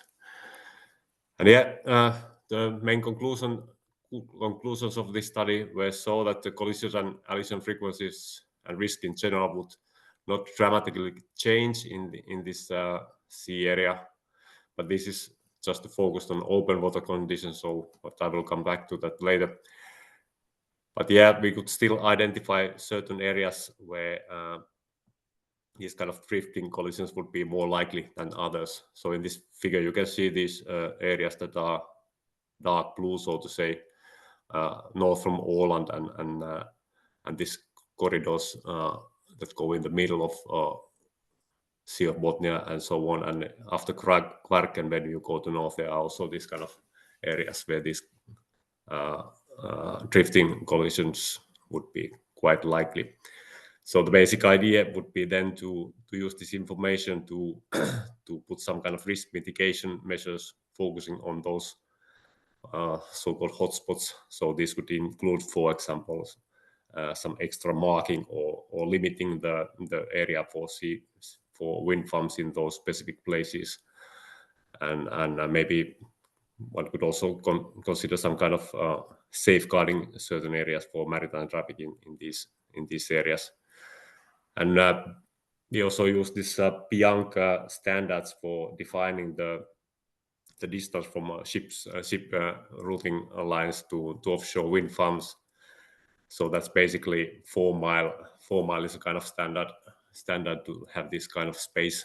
But in the middle of this, the main route that goes from north to south and south to north, there we thought that 6 miles would actually be more safe in this kind of case, just to have some extra buffer zones for winter conditions. So once again, this focused on open water conditions. But yeah, maybe then you can take the next slide, please. And yeah, these are some kind of ideas that could be implemented to allow both wind farms and maritime traffic exist in this sea area. So these are just some initial ideas how this puzzle could be solved. So in those areas that were most risky, we should try to avoid building wind farms to have enough space that in case ship faces a blackout or this kind of thing, it could still have some time to drift and fix the problem. We also thought about emergency tug assistance to be implemented in these areas, but yeah, those are quite expensive. The estimated cost was something like 15,000 per day, so you can count how much it would cost if we talk about 1 year and so on. And it's always a little bit a question of luck. Would that tug be in the right place at the right time? Even that we can identify these kind of hotspot places, it's not always certain that it would actually take place in this very hotspot area. And yeah, some other things were also identified in this study. For example, long corridors is something that should be avoided for Coast Guard operations when it comes to search and rescue and on oil spill response. These are very difficult because they cannot fly in wind farm areas, and it also to use response vessels in wind farm areas is very difficult and challenging. So one good recommendation is that we need to avoid these kind of long corridors. For example, in this one scenario, the longest area corridor would be something like 70 kilometers. So to go around that would take a lot of time with a vessel, for example. And yeah, and then we also identified that it's really necessary to have this kind of redundancy in the system. So on these gray figures, you can see a modeling that we did based on these wind farm plans and maritime traffic. So this is a kind of optimal solution how the ship traffic could be directed in the future. So we need to have this kind of main route that goes from north to south and vice versa. But then we also need redundancy that you could take different options from west to east, so to say. And it's as mentioned in the previous presentations, it's also necessary to have these kind of open corridors on both coastlines of Finland and Sweden. So that's for the winter mainly, but ice can drift from west to south and south to west. And depending on the situations, ships are of course trying to find the easiest way out. And these kind of corridors should be maintained also in the future. And that goes for both sea areas. The most difficult one was the Bay of Bothnia. So there are certain areas where many workshop participants indicated that there should be no wind farms at all, because they are very difficult when it comes to winter conditions. So that was a kind of key takeaway from their side. But yeah, this is just a brief overview about the presentation. The full report is available on web, and I have the link there, so feel free to use it as you wish, and I'm happy to answer any questions after the presentation. Thank you, Ulf. Yeah, I will throw in one question just to clear things up. On the picture on the left, the darker areas are just indications where you would avoid long corridors and these are areas. Yeah, these are some kind of ideas how it would be good from the maritime traffic point of view. So those dark figures, they indicate the areas that would be good from the maritime point of view. But yeah, of course, we are just one player in this game. So yeah. But at the moment, the actual plans, they look pretty much like this. So they have reduced these areas quite a lot from offshore wind farm developers' side. So it looks quite nice for us at the moment. Okay. Thank you. Thank you very much. You have this slide as well. Okay, but yeah, I think I mainly covered. Yeah, there's this. Yeah, as mentioned, this was focused on open water conditions, so definitely we need more information about the winter situation and how the ice would affect offshore wind farms and maritime traffic and how they interact. But as we have seen from the previous presentation, there's already a lot of studies going on that area. So it's good as a kind of additional input for our work. Thank you. Thank you. Thank you. Then turning the word over to Maria, please. Yes. My name is Maria Wallstrand. I'm the project manager for the project Estimation of Cost and Resource Requirement regarding the impact of offshore wind power and winter navigation in the Gulf of Bothnia. RISE is performing this project on behalf of Sjöfartsverket, where Niklas Hammarkvist is my counterpart in this project and also my sidekick for this presentation. We can move on. So the challenge, this current project aims at the challenge of coexistence between offshore wind and shipping, setting out the impact of winter navigation from offshore wind operationally and financially, including but not limited to detours and rerouting and the effect on cost and resources for icebreaking and business transport, and is also addressing how coexistence can be achieved. So this analysis is based on 2 scenarios set out together with the Swedish Energy Agency. And the base case includes Swedish areas or areas in Swedish waters for energy production with a levelized cost of electricity of less than 98 euros per megawatt hour.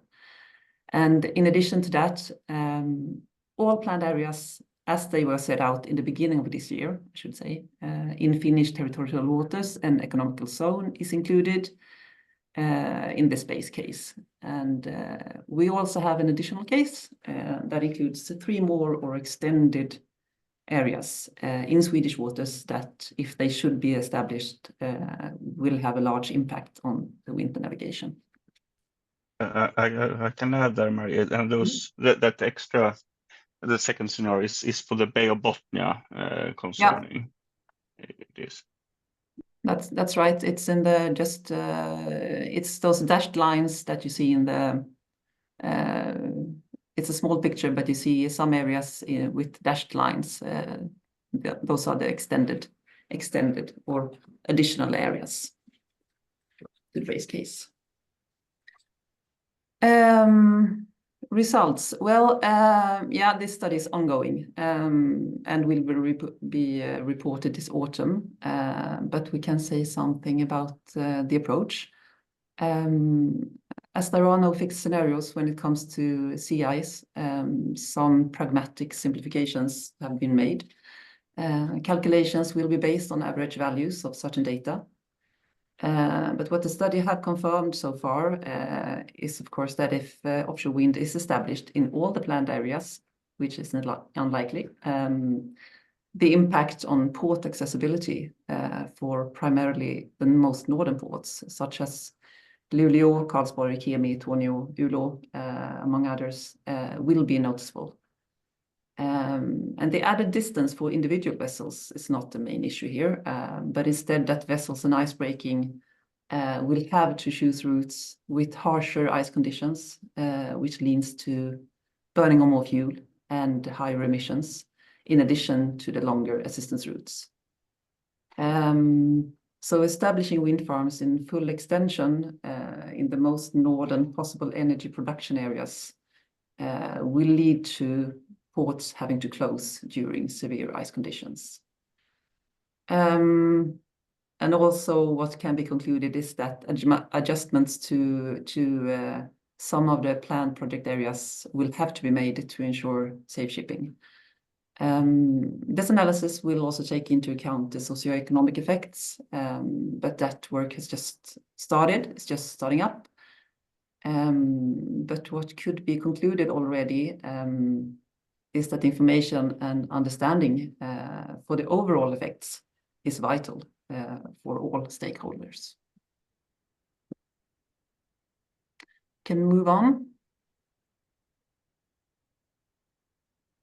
How to implement results then? Well, of course, it depends on what the results will be. But knowledge about the identified effects of offshore wind on winter navigation and thus the factors for coexistence could save both time and money in the decision-making process as well as in the application process, both for authorities and offshore wind companies.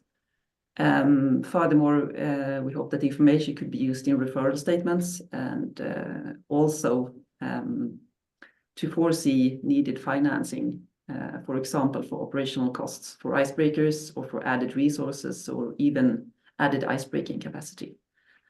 So hopefully the result of this analysis could be relayed to stakeholders, for example, by the means of seminars and used in collaboration meetings, and also give input to updated recommendations for establishment of offshore wind. I can fill in a little about the implementation, about the results here. For the Swedish Maritime Administration as an authority, it's important to that we are able to foresee somewhat or have an understanding of the future if we will have those wind farms and how it will affect our resources in matters of icebreaking and operations of the icebreakers. Will this indicate that we need more icebreakers, or that the will have longer distances? That's an important part for us as well. I think both for the cargo owners and the industry in the north is also important for them to have a knowledge about will this change the amount of delays? Maybe will it affect the how long time it will take for the ships to arrive to the port? And so this is quite very interesting to have an estimation, some kind of idea of those kind of effects, and that's why we're doing this study, so we could also use it for the politicians, which at the end of the day will make the decisions of building very many of those wind farms. So I think it's quite important that we have a good understanding, or a good idea at least, of what the impacts will be. Yeah, that's absolutely correct. And if we back to the result page, yeah, I mean you can see straight up from the charts. It will depend on ice conditions. It will depend on what wind there is, what routes are possible, and how much do offshore wind farms affect the shipping or the possible route. And that's what we are trying to do. We are trying to look at the possible alternative routes, calculate the added distance, the longer resistance route, the extra fuel consumption, the extra emissions, and compare that with the also with the energy, or the possible energy, and also the socioeconomic effects. How will this affect the ports and so on? So yeah.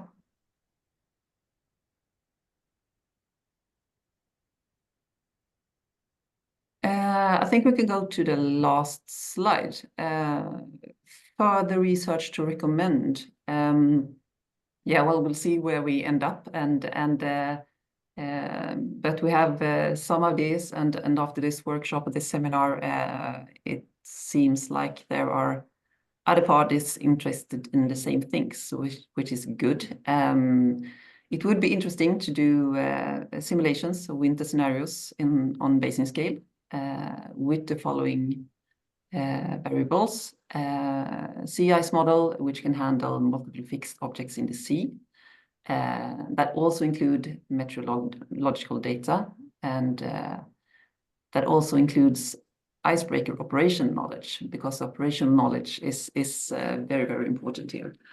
And also, of course, knowledge about merchant vessel movements and routes. And it would also be interesting to aim at some implementation of an information exchange network, including icebreaking services.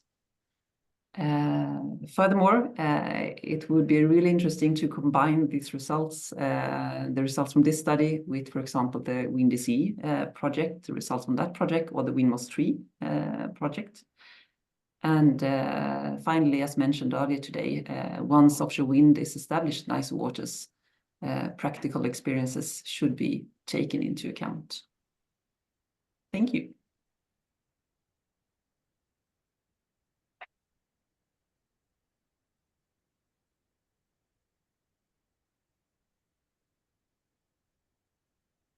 You're muted, Ulf. Thank you. Oh, I won't repeat all the good words I said about all the presenters, but I invite them to answer your questions and join the discussion in the final panel. Please, questions, raise your hand or turn off your mic and speak.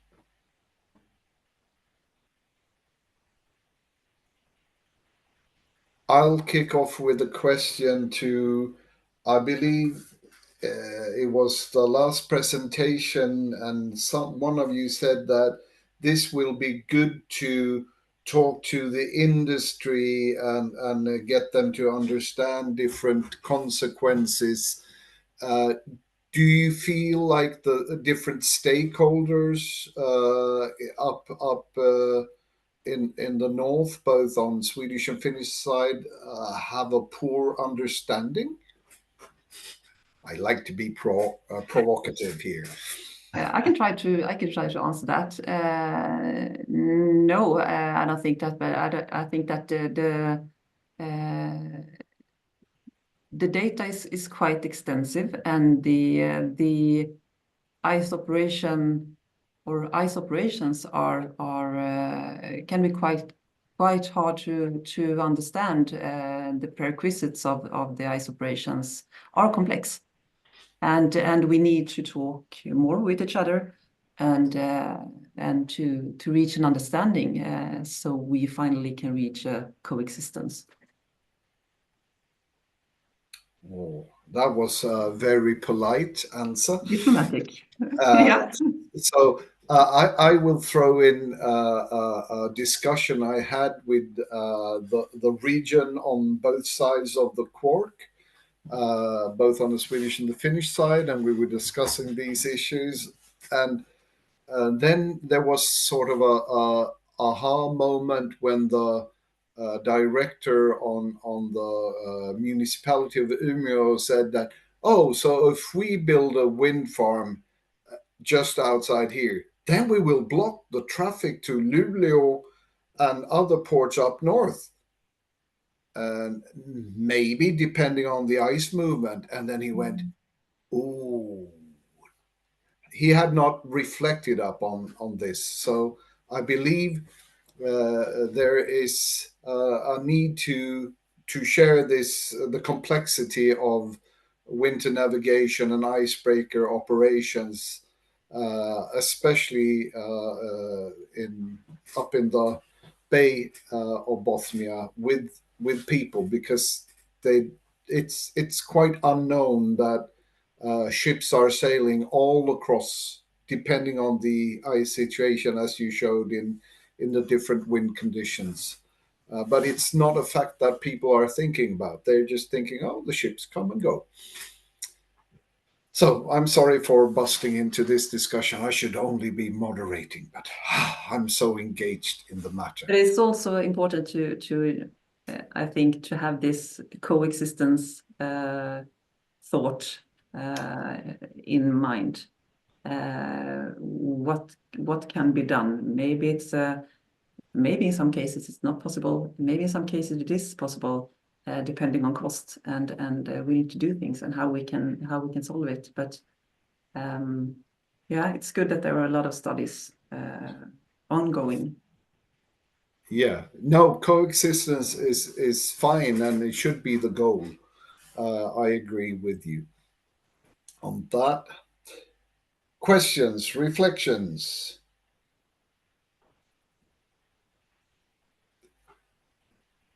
I see a lot of studies that are complementary and are moving into each other. So, which is a good sign for collaboration going forward. And we have a question from Valtteri, or a comment, please. Yeah, thank you.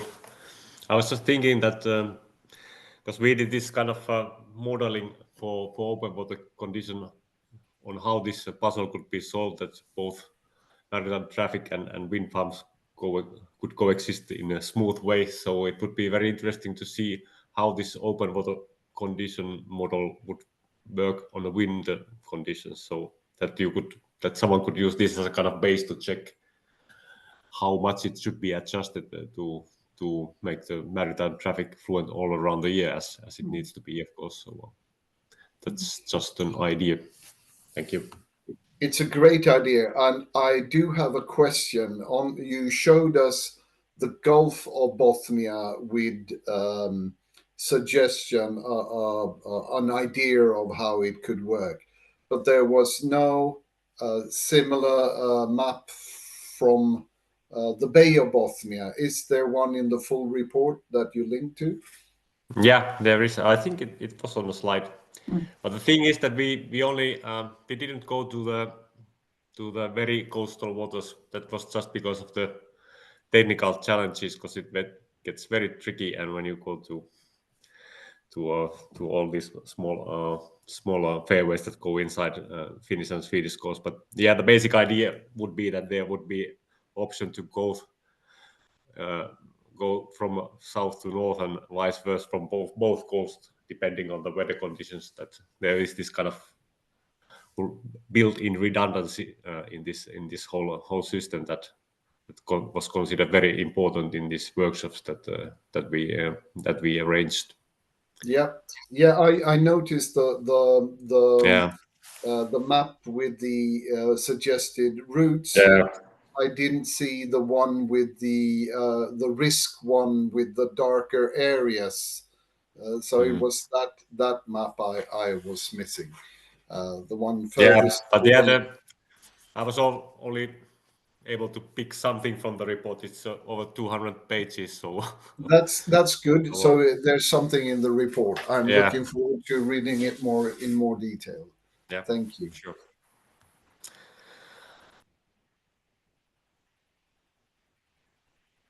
Niklas, please. Yes, it's been a very interesting day to listen on all those studies and research which is made. And I think also we were discussing a little earlier with this, the way forward when to find the financing and project a new project. And I think this is a very good time to address that and say that I think it, even of all those projects are ongoing, I think it could be very good if you could in somewhat make a big research program or a bigger stake with all the stakeholders and the researchers connecting to continue when those ongoing projects ends, so we could have a continuation of this, because I think it's an interesting area of research and it's a lot of questions that needs to be answered to have a good understanding of this, because as me working with somewhat with winter navigation, and also when it comes to taking care of the interest of the shipping and navigation, we understand that the wind farms will affect the shipping, but and we can see that in wintertime it will affect the navigation wintertime, but we can't be precise. We can't understand in what extent it will be affected. So I think that's very good that this research is ongoing and maybe can answer some of the questions we have. Thank you, Niklas. Valtteri.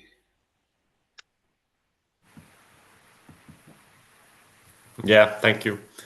Yeah, I was just thinking that there are also some other concerns related to this challenge. For example, it was identified that in some countries it's allowed to sail inside the wind farm areas.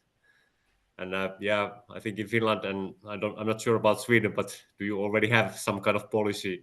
Will it be allowed or not? At least we don't have yet, but I've been discussing with the stakeholders, it should be at least same in both countries, that the navigators don't need to think if they are now inside the Swedish or Finnish territorial waters, if they're allowed to do this and that. So that's something that was highlighted in the workshop, that this policy should be a common.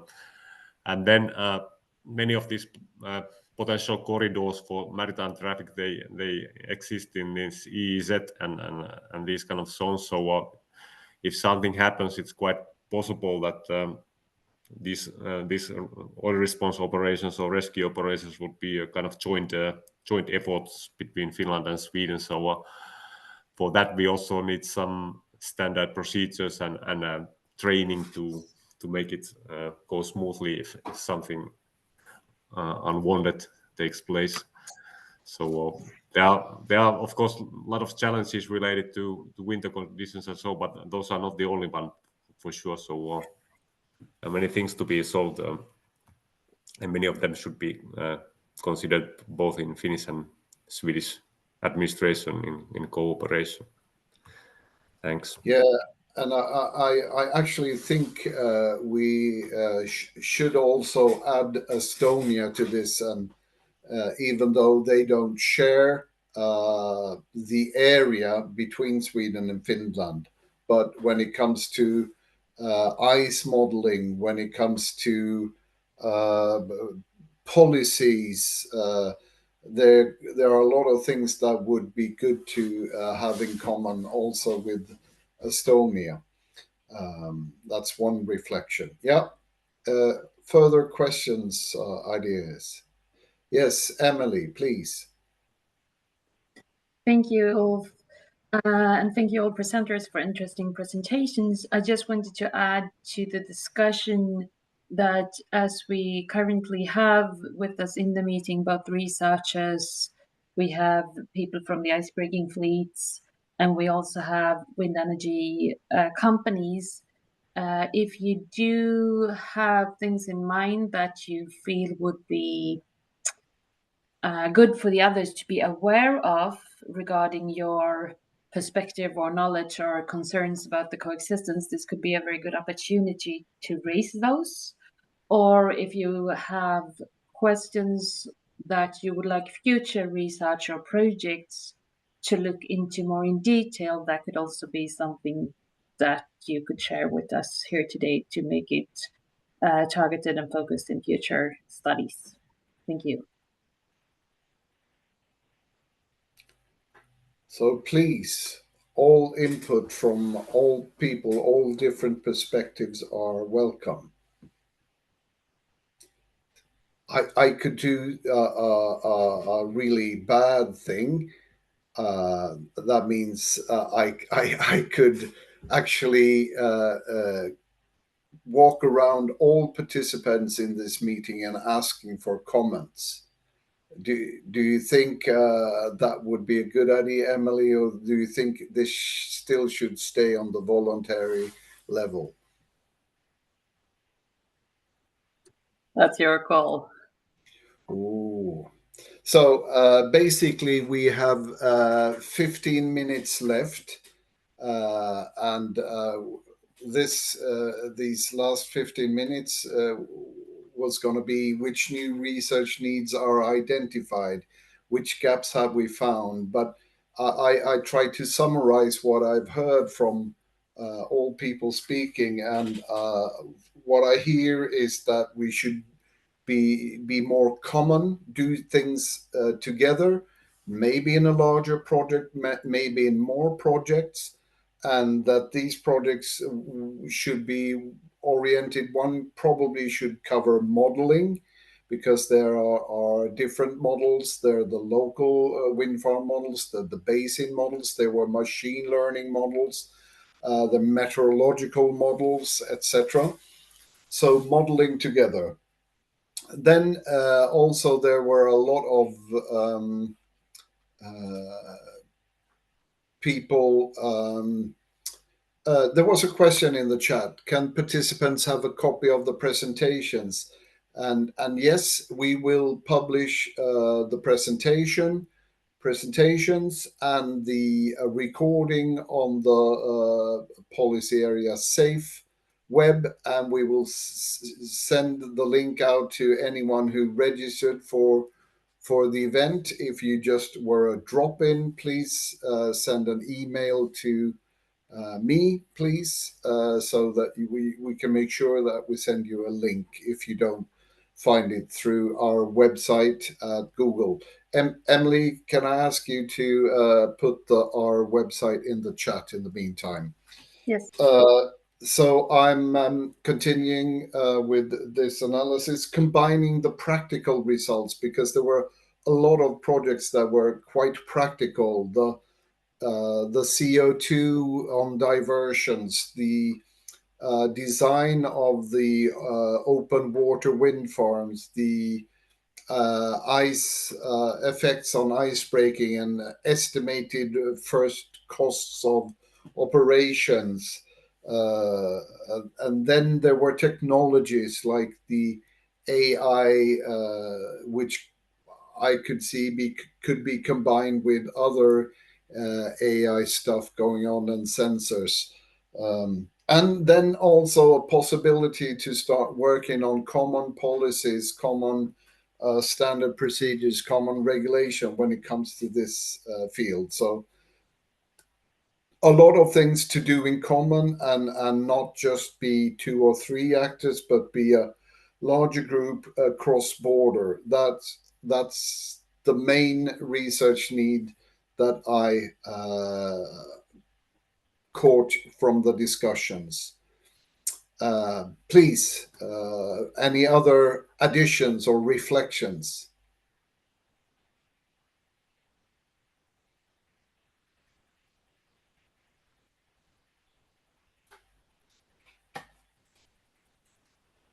Please, Joachim. Yes, thank you.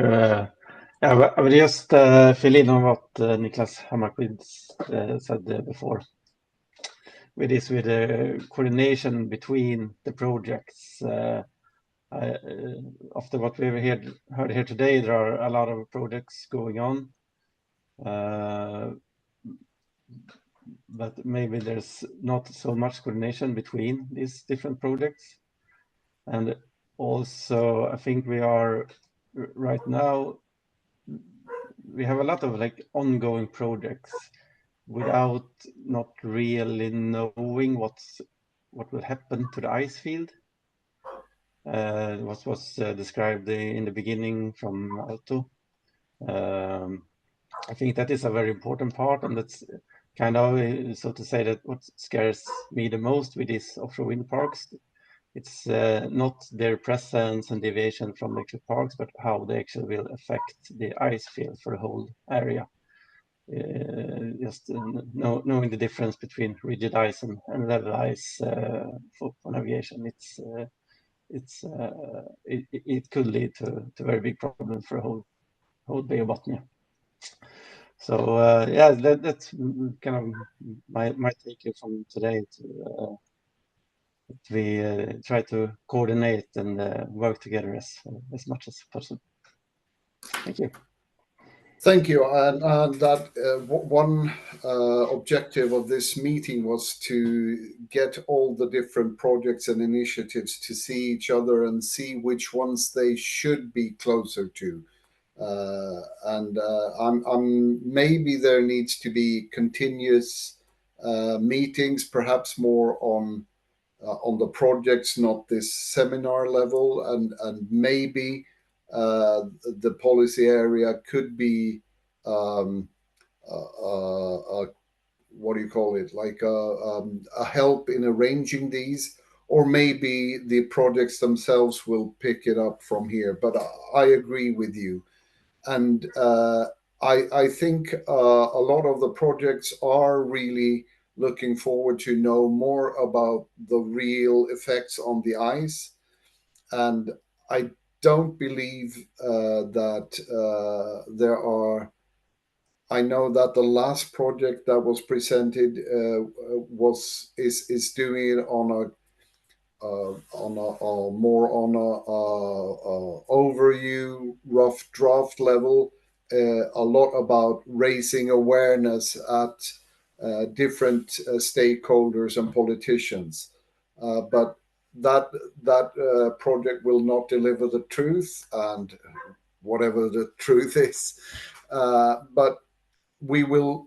I believe there will be projects that will take into account the effects on the ice, and that's why I said that we really need this common project working on all the models, bringing it together to this unified model that will explain the ice and the universe and everything. Well, at least the ice in the Baltic Sea. Yeah. Further comments?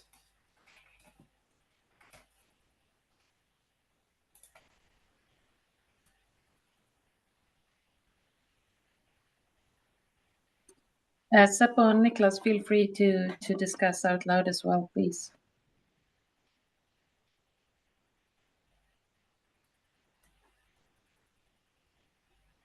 I'm quoting Seppo has a suggestion to have a winter navigation offshore wind farm platform, and a platform is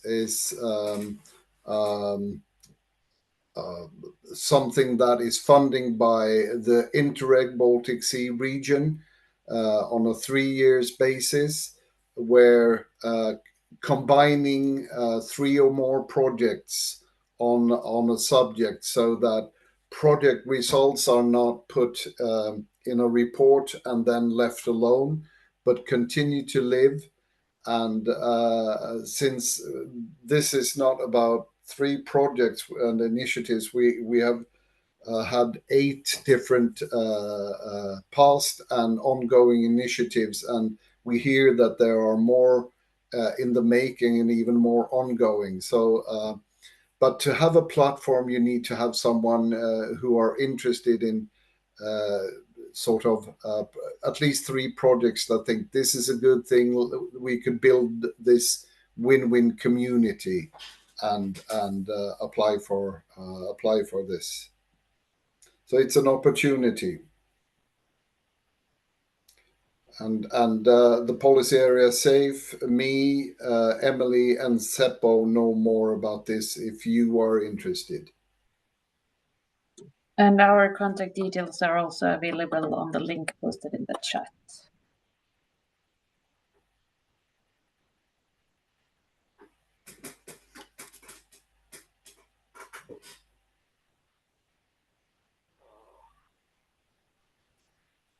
I'm right now doing the Finnish silence. I'm very comfortable doing it.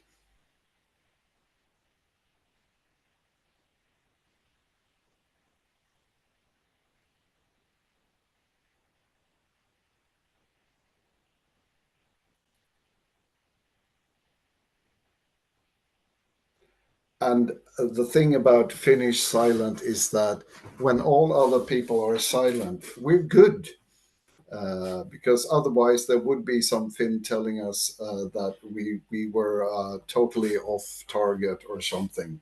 So with that, I believe we will close this meeting. And thank you again to all presenters, and thank you for everybody who interacted in the discussions, and thank you all who listened. We didn't know how many people would join, but we were over 60 people for quite a part of this seminar.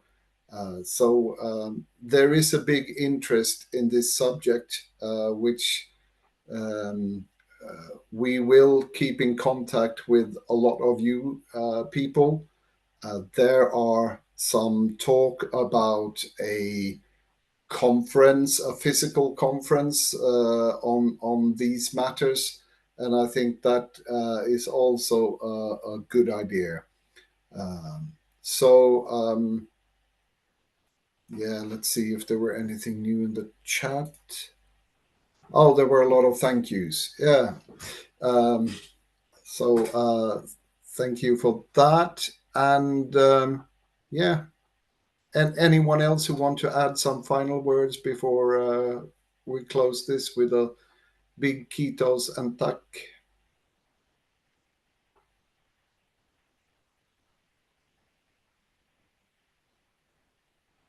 Then again, a very big kiitos and a very big tack.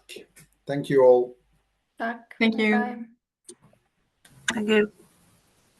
Thank you. Thank you.